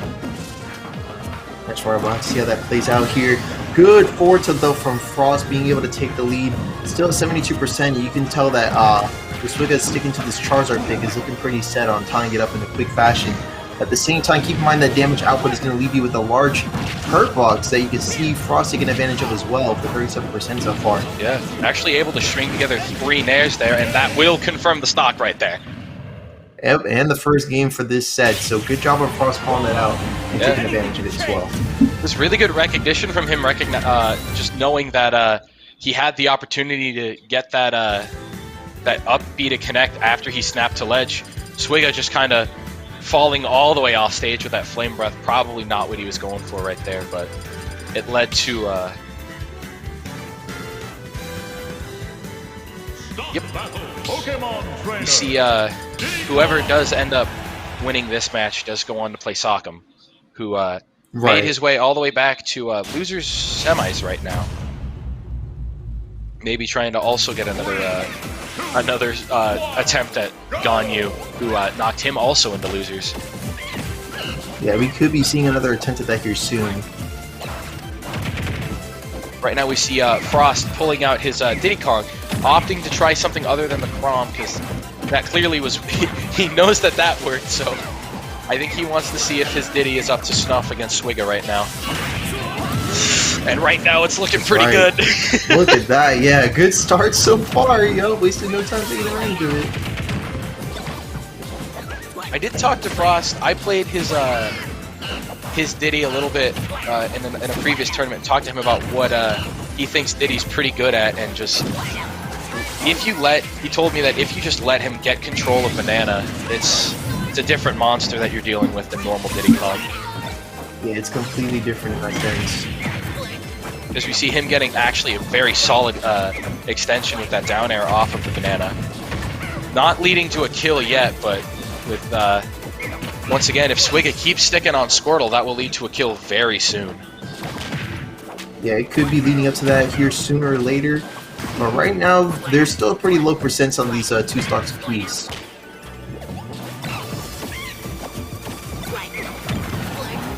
There we go. Good call out with that side B there from Frost. Sometimes you gotta make a decision as to which variant of that side B you're gonna be going for. Yeah, I affectionately refer to that as the mini game. When you see him start to flip, is it a command grab or will it be the actual attack? You gotta put side bets on that too. Who knows what you're gonna get this time? Exactly. As soon as you see that side B come out, it's be like, alright, I got $5 on grab hitbox. Nah, he's gonna grab this time around. I know for sure. Exactly. That's definitely a big mind game that Diddy Kong players have access to. It's true, yeah, because in a moment's notice, you can go from you need to block this until you need to like get out of the way. You need to spot dodge or get out of the way. Exactly. In a moment's notice, that could be switching up. But here we go. In a moment's notice, we got a down. We got a Z-drop Banana into a down here to close out that second stock, and Frosty taking the lead. 84% though, for such a light character, it could be very short moment's time until we get ourselves a tight stock situation once again. Yeah. Especially since Swigga's been showing some very strong neutral, like you saw there off of that platform too. Man, Frost really wanted that down air, but we saw some very clean extensions and Z-drops from Frost trying to confirm this last stock. 78% already on Swigga, and while Diddy kind of struggles to kill at this level of percent, it's not very long until his damage leads to a higher percent situation like we see right now, where a good Banana into a smash attack can very easily lead to a kill, but Swigga having some solid control over Banana, leading into an F smash. That's definitely worth noting here. That's definitely a key in this matchup against Diddy Kong, because if you can control the Banana better than him, you have that option better, or you have that option available to you more often. But right, and there we go, solid stuff. Very patient from Frost, waiting for the tech in place to get that down smash to connect. Despite, you know what's so funny is that like I see Swigga getting us for the fist bump because I'm sure this man made a really good bracket run tonight. You know, making it all the way up to quarters. And he's probably not used to having the best of 5 sets, so he really just automatically instead of RGGs. My homie was ready. He said, "Yeah, I noticed that too." So he should learn the best of 3s. Fist ready. Yo, good games, man. That was clean. That's a good feeling though. When you know you're not out of it yet because you just did so good. Yeah. You get to stay in another game. Let's see if he can make the most of the situation that he's in right now with some hopefully solid Squirtle combos to get this percent back. Because Frost is looking pretty dominant right now. Yeah, let's see here how it plays out. And so far, so good. We got some good neutral coming out from Frost. Getting a backer to close out that stock completely. And yeah, this nice and flat stage is going to allow him some very long extensions from one side to the other. And speaking of which, yeah, this is Northern Cave. Yeah. Even with those flat stage extensions, we're also going to be able to see Chrom able to push his advantage much further out on the stage with just how far those outside platforms go, just giving him that little bit to jump out extra. That's right. Alright, here we go. Oh, a little bit of an interesting out-of-grab option there. A little bit of a strange interaction, but there we go. Frost able to get back onto the stage, and so is Swigga with that good extension on the uppie as well. Interesting. Offstage movement from Frost right there, trying to control as much space as he can with some very clean very reverse side Bs. That's what's up there. His momentum kind of do be moving around a lot, trying to be as tricky as he can right now. It really is, isn't it? There we go. Good string once again. Oh, even getting a little bit of side B mixture in there. Now, that's what I like to see right there. That was super clean. I wish that led to just a little bit more. Because that was, I loved the look of that. Yeah, we'll still be getting a little bit more of this first stock though. But, you know, as a commentator, I guess I just lied straight to you guys' face, don't I? Yeah. I think we saw Frost right there expecting Swigga to maybe commit off stage, but Swigga very content to just sit there and attempt the ledge trap. I was very scared for poor Squirtle right there. I saw that F smash coming and I hope his light flashed before his eyes because it was coming. Yeah, it was. But once again, we see kind of Frost utilizing all of Chrom's movement to try to cover up as much space as he can, and Swigga using the massive hitboxes that Ivysaur has access to cover up all of the space that Chrom wants to be covering right now. That's right. Here we go, going way far off stage for that edge guard. We got Swigga retaliating with that side B to close out the second stock, but yeah, you ain't recovering after that. Yeah, that was a fairly beneficial trade for Frost, I'd say. I'd say so too. But yeah, good stuff on Swigga for making it that far in the bracket. But we will be having Frost progressing on to the next round for tonight. Yeah, Swigga was seeded 9th place and ended up with a 5th place finish. So that's a very good turnout for Swigga there. Great stuff. Now, we'll be getting Frost going up next against SAK 16 in loser semifinals. And you know what? We'll be putting that on the highlight reel, so it's kind of pans out in the end. And actually, we do have SAK, who's currently in the bracket at 4th place with their current position in the bracket, but they were seeded for 5th place. So look at that. Yeah, SAK above and beyond. SAK's doing pretty phenomenal today as well. 2 players, both going, both Swigga and SAK just kind of having phenomenal tournaments right now. Swigga, unfortunately, not able to extend his luck past that last set, but we'll see if Swigga's Lucas will be able to do anything greater against Frost right now. This isn't Frost. Yeah, now that we have them both sitting down here, we won't have to wait too long to find out. Isn't Frost was seated pretty high today, right? Kind of just Frost the normal was, SAK. I believe seated 2nd. I'll have to double check. Yep. Yeah, 2nd place. Rensley's 3rd, and we got Ganyu at 1st. Yep. Now we'll see if kind of where all of these tend to lie right now, because this has been I very much enjoyed the character variety that we've seen right now. I am inclined to agree. I do like the variety that we've seen tonight. But let's see what the stage pick is here for our first round here in loser semifinals. It's going to be none other than Small Battlefield to start it out.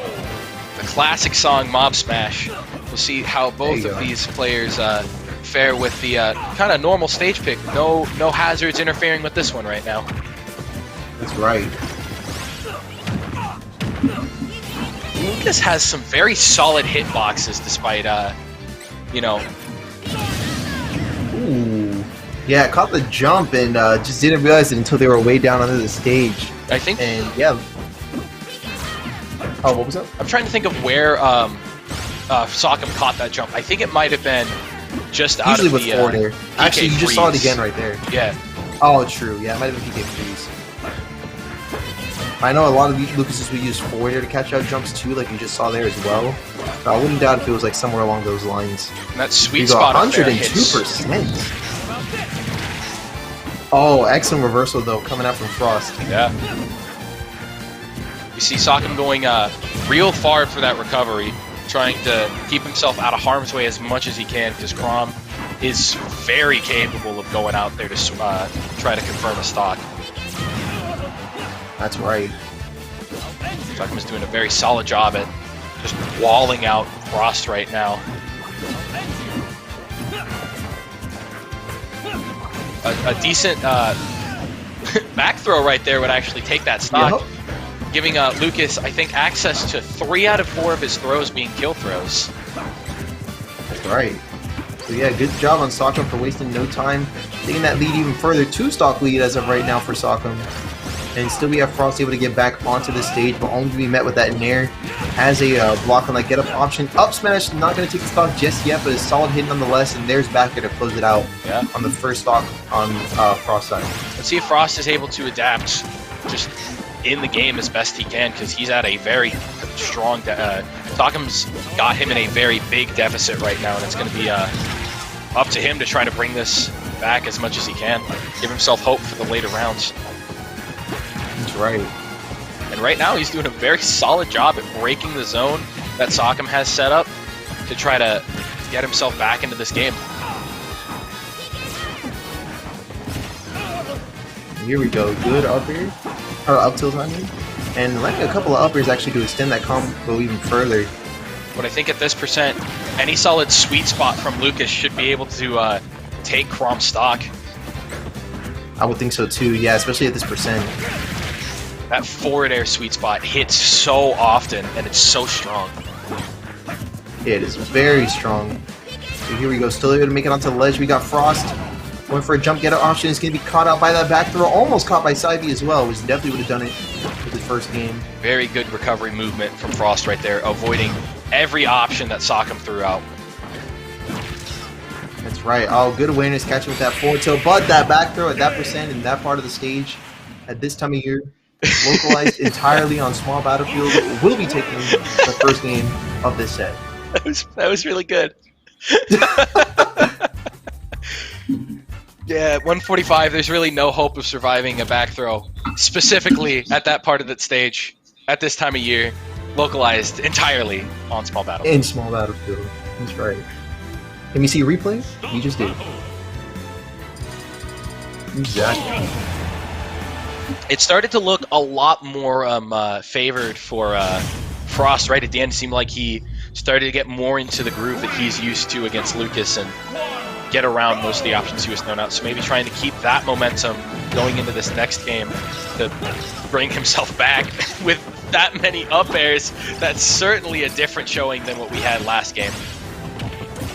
Yeah, definitely going to be showing his stuff here. I mean, that's definitely true. That's worth mentioning. I feel like that's something that, you know, shouldn't be glossed over necessarily, if that makes sense. It's like, hopefully it's something that is being taken into consideration by Frost as well. But we'll have to see how it plays out this time, because it does seem to be a lot more of an even game from what we had seen previously. Yeah, very close to connecting with that down smash with Sockham trying to beat out Frost's air dodge back to ledge, but Frost doing a very solid job at pressuring Sockham off stage, getting that sliding F tilt to bring that first stock into his favor. That's right, good stuff here from Frost, keeping this lead at 1 stock, and Sockham doing a pretty good job at trying to close out the first stock, but you can see that a lot of the option select that was relied on in the first game doesn't necessarily seem to be something that Frost is falling for the second time around. Yeah. We see Frost also going for some different options. I've seen a lot, right now specifically, a lot of down air being thrown out for some reason. Maybe trying to that's catch what I'm kind of something seeing on too. him. But that up B out of shield has been putting in dividends in the last game and a half right now. It has been, hasn't it? And there we go. Good call out with the PK Thunder to close out that stock. And now, yeah, it's tied once again, but that percentage is still in favor of Frost. With this damage output that Sockman is outputting right now, it might not be too long before we're tied once again. No, but it's only a matter of time until Frost eventually finds his kill as well. And now we see Sockman at both at a pretty heavy stock deficit right now, trying to bring his way back into a game. But Frost once again swinging with like 4 or 5 up airs straight in a row, just kind of bringing this back into his favor as we go. Yeah, just as it goes along. I love stuff maintaining that momentum. I love the option selection off stage from Sockman, really trying to mix up as much as he can right now. Yeah, just keeping up the pace. I thought he'd get another PK fire out of a PK freeze, kind of a weird combo that just kind of works sometimes. That Oof, yeah. PK Thunder closing out that stock. It seems like that's going to be something that Sockman's probably going to use a lot in the upcoming games now, knowing that that works a lot more consistent. Twice now in this game, actually taking both of Frost stocks.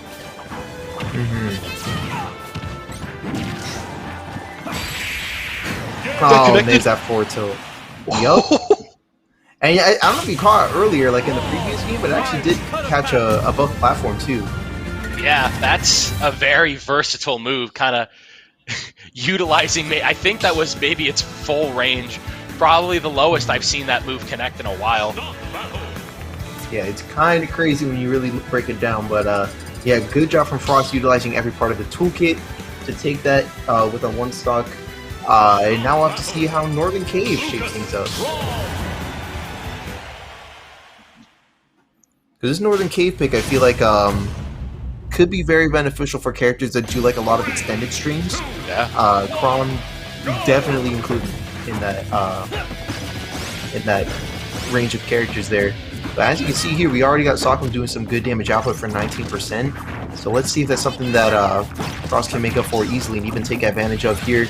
Look at that, getting them all the way up to 28%. Going on to 46 off of this platform, all the way to 64. And so far, Frost is up to a great start in this third game. Getting that jab in the back air, we call that Jared. Yeah. And that's going to take the first stock of this game.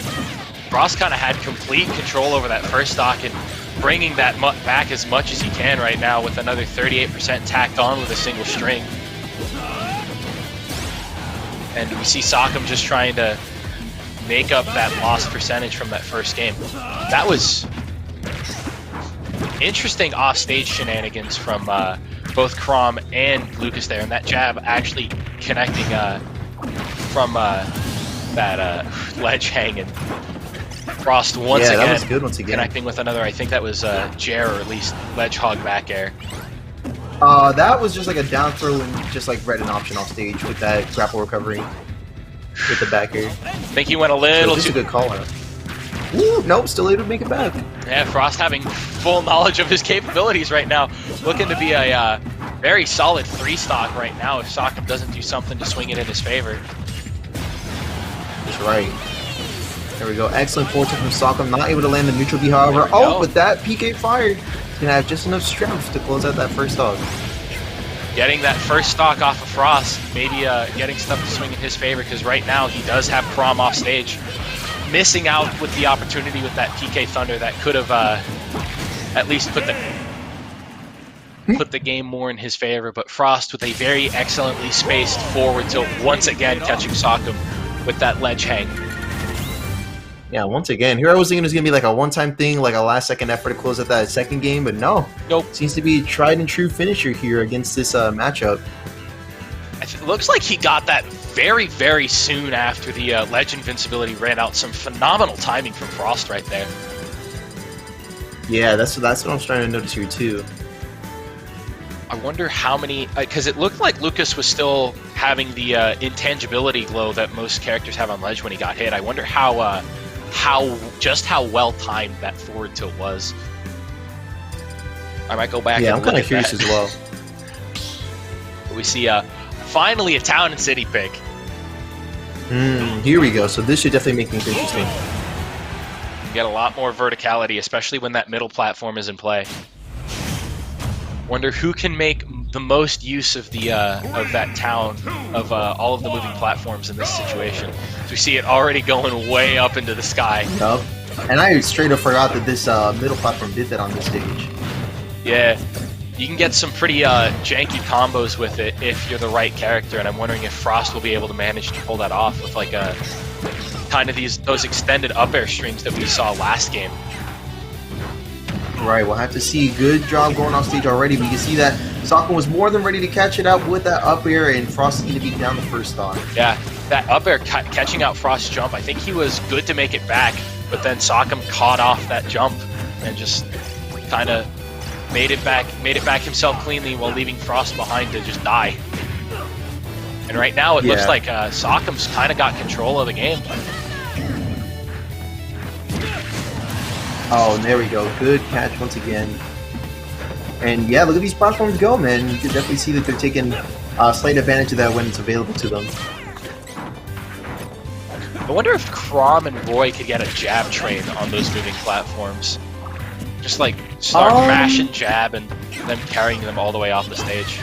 I know there's some jab strings that do extend, like when the platforms close in, or if they go out, like depending on where you're facing.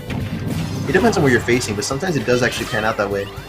Ooh, good jump reset from Frost to get his double jump back to make his recovery a little bit easier and get around all of the projectile Sakam's been throwing out when he's off stage.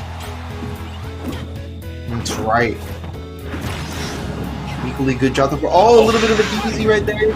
And both of them will still be able to make it back onto the stage, but check out that immediate catch with that jab and forward air to close out the second stock. And now we got Sakam on potentially their tournament stock here on loser semifinals. I saw them both fly out there, and I thought Frost would be able to maybe squeak in a forward air to take that stock a lot earlier, but he's fully capable of not even having to rely on that, using his own means to confirm that stock. But a nice tipper forward air confirming that stock after a whiffed counter from Crom. Yeah, that was really good there. And right now I think this game is probably as even as we'll see it going into the last stocks. Yeah, I'm kind of thinking so too from what it looks like. It's going to be up to both of these players to just kind of feel out what the opponent's going for, because right now it's looking a lot like Frost is doing pretty good himself to keep him that jab almost connecting into the forward air to close the game out. Sakam right now is just trying desperately to get back to stage to control it, because Lucas just cannot contest with Crom at that position. Yeah, excellent finisher there from Crom. Played by Frost to close out that set. Good stuff. Yeah. Very good showing from Frost on the adaptation to the Lucas playstyle. After what looked like a pretty bleak game one, coming back to just win 3 straight games in a row. That's right, scooped him right from that ledge and hit him with that forward to close it out completely. Man, so much of what Crom has just scoops from that ledge hang. He does, yeah. Very, very privileged in that manner. Not so much in the recovery, though. Right. And right now we'll see Frost and Rensley getting ready to go up against each other in this losers finals. This is a run back from both of these players, where Rensley 3-0'd Frost last time they met in winter semis. So Frost may be looking to get the run back on Rensley right now. Because both of these players have been doing very solid right now. I think so too, yeah. That's what we've been seeing. And of course the winner will be going up against Ganyu in Grand Finals too. So there's always that to look forward to. You see, I think Frost went to either grab some water or maybe go to the bathroom or something like that. So we'll be waiting on him to start this match and just kind of see Rensley chilling there. Yeah, I don't doubt it though. It'll be 3 sets in a row. Yeah, Frost has has got it cut out for him, even especially if he makes it past this game as well, because then he's just got a straight gauntlet on stream. Right. A lot of games to look back on, even if he doesn't make it past this one. Was the other set between him and Rensley streamed, or was that one off stream? Frost and Rensley, they did play earlier today. Yeah, on stream. On stream, okay. So now he'll have this set to learn from as well. So we'll see both of these players a swordies battle with Ike and Crom going up against each other. That it is. So let's see how it plays out. And I think they did actually run it on small battlefield earlier too. That's right. Sounds about right. Both of these characters sharing the same up B, or very similar up Bs rather, but almost nothing about how they play, other than being swordies. That's definitely true here. But let's see. So far, so good. From Frost being able to keep up with Rensley a lot better than they were the previous time they ran it. But here comes Rensley, getting a little bit more patient in the neutral, which is what you want to see out of a good Ike. Yeah, and Frost doing his best. Oh, excellent punish. To swing things in his favor with an excellent forward throw tech read up smash. And right now he's just kind of getting his own strings going as Rensley's swinging back to take the stock in his favor. And that did not kill yet. Yeah, that dash attack is strong as it did get buffed, but still not going to be able to close it up just yet. I feel like if that Aether landed on stage, that might have done it though. That was some check out that call out with that forward phenomenal smash. Really timing good timing. Frost. That was immaculately timed. Oh no! So then they get onto the stage, tries to tech, but for a tech situation that just wasn't there, man. That's unfortunate. Kind of the clash of the two up Bs with Ike winning out in the end. That's right. I'm loving the bop smash music. It's a pretty good tune here. You see Ike once again just kind of using his big hits to force Crom off stage, with Frost doing his best to try to get a kill right now. And that whiffed counter will be just the opportunity he was looking for to get a nice pivot F tilt. Yeah, great job taking advantage of that, and we'll be taking the lead once again. Some very good movement from Frost right now to try to mix Rensley up. But both of these players kind of throwing out counters right now, but don't seem to be working as well as they would hope. Yeah, not just as well as planned, but there we go. Dash attack coming out from Rensley once again. Tries to go off stage for the Aether edge guard. Instead, Frost will be regaining control of the stage, if only for a little bit. There we go. Jab in a side B, but then jab in a back air to follow up with the side B falling through. And good foresight from Frost being able to land that solid string to close out the first game. That was super clean from Frost right there. Just watching yourselves really to see. That was a very nice setup to just force Rensley to pick a bad option. Yeah, that was hype right there. You see both of these players sticking to the characters and see if Rensley will be able to swing this back in his favor. That's right, so let's see how that plays out as we're running it back on small battlefield once again, like you mentioned. So let's see how things shape up here for Rensley now that they have a game to make up for it. Very clean string from Frost, but Ike able to make that up almost immediately. Oh yeah, Frost immediately taking the first stock though. That was a bit interesting how they traded. Stole each other's double jumps, but then Frost was still able to come in on top of that Aether. And a very fortunate for Frost getting the up B to actually spike off stage, and Rensley, I think, up being kind of forcing Frost to recover at an awkward angle for Crom at least. That's right. Here's our 1-2-3 jab string coming up from Rensley. At 100% though, it's going to take a lot more than a couple jabs to tie this up. Smart job going for the air dodge into the up B, but equally smart job from Frost calling it out with that down B counter to close out the second stock. I was wondering when that would start to become a factor, because that's very proficient in taking both Crom and Ike's stocks with that up B. Is just a nice counter at the ledge. But Rensley misspacing that side B and falling off the stage. Frost going up to a quick 2-0 right now. Unfortunate. Yeah, hate to see it. Frost is applying a ton of pressure with his combos right now, really not giving Rensley any moment to breathe or rest from what Frost wants right now. No, yeah, which is definitely proven to be quite troublesome as well. We'll see if Rensley will be able to get things more in for going into this next game. Maybe they might just stick with small battlefield the whole way. And now Rensley's plugged in for sure with those headphones. He's ready for some gaming. He's ready to zone and just do what he can and just hopefully bring this back. He's got a lot ahead of him. He's got to win 3 games in a row. A full reverse 3-0 with how hot Frost is right now. That'll be an interesting sight to see. We should be looking forward to some good games from both of these players. Yeah, definitely looking forward to seeing how it plays out. But what I do want to see is if there's going to be a different stage pick, or because it seems like Rensley's been able to run the stage fairly well, but at the same time, I feel like a little bit of a mix-up in the stage choice could be to his benefit. Yeah, we see small battlefield being picked once again with the same characters. Another run back. Right, another run back once again. Time to see who controls it better this time around. 2, 1, go! Starting off, we see some different options being thrown out from both players, but Frost once again getting the first couple of hits to swing things in his favor.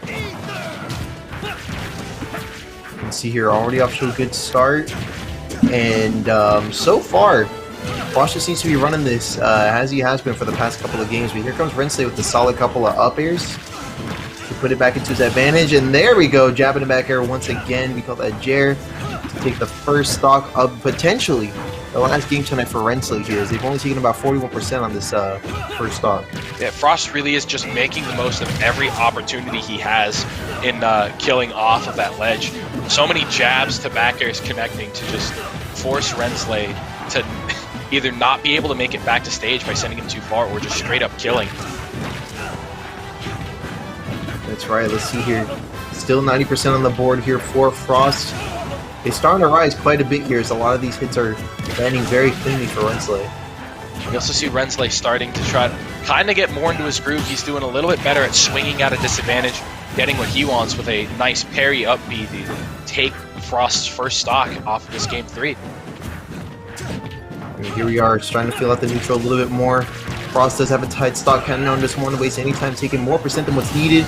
And there we go, jabbing it back here once again, is cleaning out the second stock and putting Rensley on what could again possibly be the last stock for tonight. Yeah, with how Frost is just controlling space right now, he's just weaving in and out of wherever Rensley wants him, and it's doing very good. But that counter will even up this set, will even up the stocks right away. Yeah, look at that. Good job tying it up here, but look at Frost wasting no time landing a solid couple of forwarders in a row here to pile all the way up to 67%. Once again, we see Frost just getting his combos going, connecting, and that forward smash just barely not getting him on that platform. Frost is once again just being a menace to Rensley, both on stage and off, trying to convert this last stock, but Rensley doing everything he can right now to push Frost to the last bit if he can off of this game. The nice nair to back air. Both of these players, every move they make is so tense right now. Both players very much so at kill percent. And there we go. Yeah, that backer though, once again, 3 in a row. And Frost is going to be taking it straight to Grands to run it back against Ganyu. That was a phenomenal set from Frost. Rensley 3-0'd him straight into losers, and in this losers finals, looks like Frost wasn't even phased by that initial game, just executing his game plan better than Rensley could at that point in time. Yeah, definitely made it into one heck of a turnaround in Frost's favor, because yeah, I mean, as someone who watched the 3-0 transpire earlier, I mean, yeah, it was quite the reversal to see that all go down. And now we get to see another 3-0 run back with Rensley. Let's see if actually not another 3-0 run back was. No, yeah, we get to see Frost go up against Ganyu for the first time tonight. See if he'll fare any better against Ganyu's Steve right now than the other players have right now. Because I don't think Ganyu's dropped a game today yet. I don't think so either. Yeah, seems to have been staying up good for the most part. Yep. 1, go! And now we see him make the switch to PT. Not really a button check, but Frost getting set up with his audio. And Yeah, there we go. Ganyu now we're getting a getting free into it. stone tools out of that. Yeah, look at that already. Yeah, getting up to the iron. It looks like It was, yeah, that was those tools. But yeah, really good job, Ganyu taking advantage of that strong neutral that those tools were allowed for. And just immediately capitalizing on the offstage situation. Yeah, check it out. There we go. 1, 2, 3. Couple of jabs lined up perfectly. Ganyu just seems so proficient with any character he chooses to use in that particular day. It's very Yeah. impressive. That's kind of what I'm seeing too. I don't know if I've seen his Steve all too often, That's but right. he did get the diamonds. Now his We have been seeing it throughout tonight. his move. Well, yeah, just in the past he seemed to have picked other characters than this one. But with these diamond tools, he's going to be hitting a heck of a lot harder than he has been. Just that simple up air string doing already 39%. Dude, yeah. There we go. Using the platform to extend that combo, leading right into the up smash. That's what we like to see. He also Getting popped that the- last hit of it as well. very, very respecting that he popped the Yeah, balloon. look at A very clean 3-stock from Ganyu Look right at that. there. Completed all the objectives right there. Got the Pop diamonds. balloons. Pop Got the balloons, diamonds. 3 out of 3. Pop the balloons. Exactly. 3-stock my Collected opponent. diamonds. Got at least 15 up airs. Get a Like little. 15 out of 15 up airs, 3 out of 3 diamond tools. What is it, like 4 out of 4 balloons? There we go. Something like that. 1 out of 3 games. We're almost there. Once again, the Steve, but it's going to be up to Frost to maybe pick a different character. Looks like he's debating it a lot right now, and we have some technical difficulty a little bit, but right on back to looking better. Yeah, looking a lot better so far. 3, 2, 1, go! Another interesting character choice that I haven't seen from Frost is Donkey Kong. Yeah, we have not seen that as of yet. Definitely at liberty to have a lot more fun with this game, because that's kind of the attitude Ganyu also has going into it right now. But even with that attitude, being very proficient at just imposing his advantage state. Yeah, still kind of popping off. What is Frost doing? Oh, no. He could have Frost gotten is- up! Frost is crying. He's hiding tears right now. He really is! He's like, nah, we're not doing that, please. He said, I didn't mean to pick Donkey Kong, you just started the game! For real, man. Was that the full game too? Did Frost just, after the first one, say, nah, I'm done. This matchup, this ain't for me. Right? Yeah, he said, redo.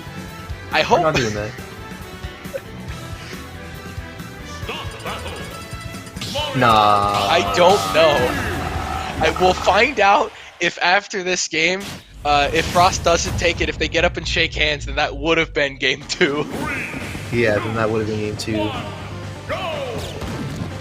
Here we are, running in on Falco.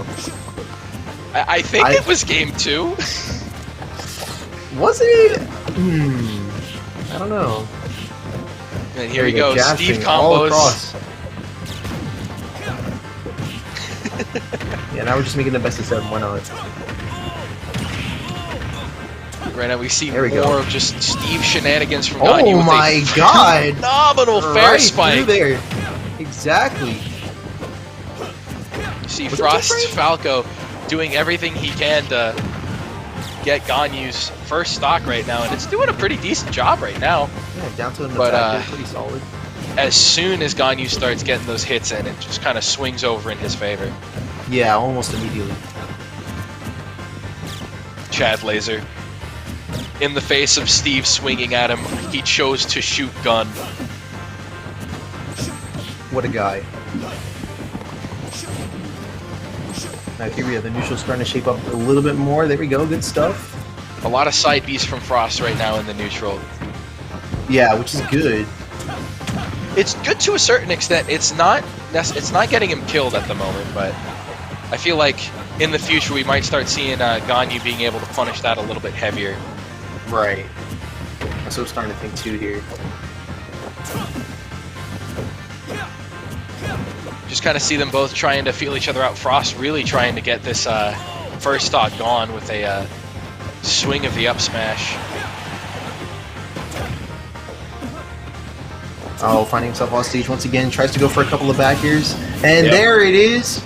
Yet another fair spike. But he does have diamonds now. So if if he is able to craft, or at least maybe save it for the next stock, because it looks like at 150%, maybe the next 1 or 2 Falco hits should be. No way! He just put down a block and taunted. You're impossible. Ganyu, you are impossible. Look at that jab and F smash. We call that F smash. Frost trying to give the taunts back right now, but Ganyu not letting him get a chance. Another fair, maybe looking to close off this game with 3 fair spikes. That's right. Really teabagging. What is this right now? Yep. Oh my goodness. Those diamond tools yeah, do they hit got hard. the fist bump. Oh, he's talking to him right now. Does that game 2 count? Let's see. Does it count? Does Frost have the debating ability to looks like they're done. Yeah, against a Steve like that, bro, I don't know if there's much you can say. I don't know if there's much you can say other than just a bump of the fist. Yeah. Because especially with how it started to look at the end with both of them just kind of resigning themselves to sitting there. Yeah, that was truly built different. But nonetheless, pretty good day of games from the tournament today. Yep. I would say so too. A pretty good day of Smash Brothers gaming. And you know what? Of course, big shout outs to the Hazards on Stage list. I mean, it definitely did make for a lot of good interactions. I mean, obviously, you can't expect like too many like crazy plays off of the platforms, especially when you haven't seen them move in like 3 years. That was expect people to. Oh yeah, really good stuff. I don't think you were here for most of the stuff in the beginning. No, yeah, that was some good Gordo play from looked like the Diddy Kong right there, and Rensley just kind of doing Rensley things, Right. Ganondorf do Ganondorf damage. That was clean. Cracked amounts of damage. I'm definitely liking all of these because I did miss most of these, and this was that previous Rensley Frost set that I missed. Right. They're wow. Yeah, look at all this stuff coming out from Rensley. Great stuff from Rensley though tonight. Sheesh. And you know what? We did have Frost bring it back, in that reverse like 3-0 like the set later on, but yeah, check out Ganyu Steve. It was all Steve tonight actually. I think we'll be seeing a little bit of PT if I'm not wrong. Yeah. Yeah, a little bit of PT right here. I think we'll be seeing a little bit of that other. See, here's one of the few. This game was full of Ganyu making full use of Smashville's moving platforms. I think we're just going to be moving right into the other clip because it was so fast. Yeah, I'll just be moving right into it, I think. Because once he got him on that platform once again, just using it to its full ability. Yeah, really good stuff. And then this was Amateur Grands. Yep, the final closeout to this game. Sealing that sealed it for the Traveler right there for that Grammys finals. But once again, we see Frost just kind of on his last couple of Losers Games runs with a really good swing from Swigga. That's right. Yeah, we did see a lot of good stuff from SAK as well. They're definitely shaping up. Worth noting them as well. Yeah. And here's a part of that run back here that we got. 3-0 for Frost. Man, I do like that play there. That was the second game if I'm not wrong. Yeah. And then overall, we didn't get to see it like beginning till the end, but we did get to see a lot of instances of players taking pretty good advantage in small ways of like the neutral. Yeah. But at the end of the day, man, when you're up against a Steve like that, I mean, not too much you can do. Exactly. What are you gonna do? Resign yourself to teabagging. Resign yourself to teabagging, only to be met with just a little bit of a back scratch right there with that forward air, He's just trying to help out a friend. Yeah, just trying to help out a buddy, I guess. But really, really good stuff. By the way, I do think the stage list is interesting, and it's definitely worth revisiting in the future. But yeah, fun stuff. Of course, one thing that we definitely should be looking forward to in the future is Ascension, coming up once again for the first time forever on October 26th. So I'm definitely looking forward to that. Hopefully you are as well, Anarch, and hopefully all of you guys in the chat are already registered for that, happening in downtown Phoenix on October 23rd. Don't forget that we do have pay on site options. I actually myself am going to be paying on site. So yeah, definitely look into that if you're even near the Arizona scene. We did previously have Ascension as our largest Southwest regional series, and we're definitely looking pretty dead set on reestablishing that coming up next month. So yeah, looking forward to it. Yeah, hopefully I'm looking to be able to participate in this one. Last time I missed the last one this season just because of other things going on, but it was still some very good games. I got to go watch a couple during that one. There you go. Well, any closing thoughts for tonight? When it comes to today was kind of just an experiment with the hazards on. We didn't really see too many crazy shenanigans, but we kind of got to see from what Ganyu's PT had just kind of some extent of what can be done with them. And I think it's something interesting to keep in mind if maybe some stage revisions are asked for in the future. Yeah, I think so too. So, I mean, with that said, definitely looking forward to seeing how we experiment with things further. Of course, thank you for joining me. And of course, to everyone in chat for joining me as well.